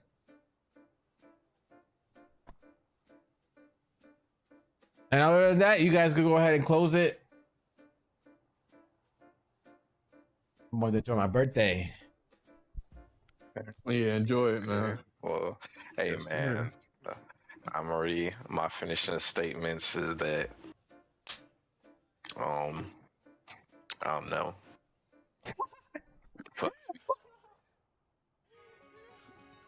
My closing statement is, I don't know. Shit. Man, fuck Speedstorm. That's my closing statement. Damn, that's a fact. Game off, you done ruined everything. You got Nano stuck for words, came off. That's how you know you fucked up. No, I'm not giving up my likeness to PlayStation base or whatever it's called. Just cause. You said The Last of Us Remaster PS6 edition? What? What? I did not say that. That's crazy. I said I'm not giving myself up to the player base. That doesn't even sound right, but I give myself away so you. Okay, my last statements, man. I'm gonna have to run it back on my psychic team one of these days on Angel. But Pokemon, we did miss one thing. You know, there was a 700,000 player. You know, we talk about player counts. Yeah, Pokemon had 700,000 people participate in the first championship, and you know, it was dope. Oh, like the first competition thing that they were doing? Yeah. 700,000? That's not bad at all, bro. That's not bad at all, bro. That's a big ass player base, bro. That's crazy. Mm-hmm. So, you know, it's been fun. So, you know, I'm gonna be playing some other stuff. But yeah, Speedstorm, and the Speedstorm has ran out of speed, man. The Speed Force, you know, I don't know what happened, you know, but I don't know. Yeah. I don't know. I'm kind of speechless too, but it's some good stuff out there. I will say from my last thoughts is that I don't know when I'm gonna stream again until I get better, but expect the next, you know, interview from the Sammy files to drop. Oh, the Sammy files are releasing. Yeah, let's go. Yes, next Friday though. Next Friday. Not this Friday? Not this Friday. I just don't feel too good. I got you. Next Friday. Yeah, keep releasing them Sammy files, yo. Yeah, guess what team is up? That's what we voted for you for. We voted for Sammy to get them files, man. Yep. You better deliver. My fellow Americans, I will not fail you. Yeah, Sammy, don't take us into don't get us in the war, man. Nah, I don't want none of y'all drafted. I don't want none of y'all drafted. I need y'all. All right. We gonna make USA great again under Sammy's watch. We gonna make Speedstorm great again. Yes, sir. All right. We'll even beat Maxie this time. Hey, I'll beat him in a race. You know, I ain't mad. Yeah, but that's all I gotta say. I guess Angel could finish it up. All right, y'all. A great podcast as always. A lot of juicy topics, a lot of news that we uncovered. Fuck Speedstorm, fuck Gameloft.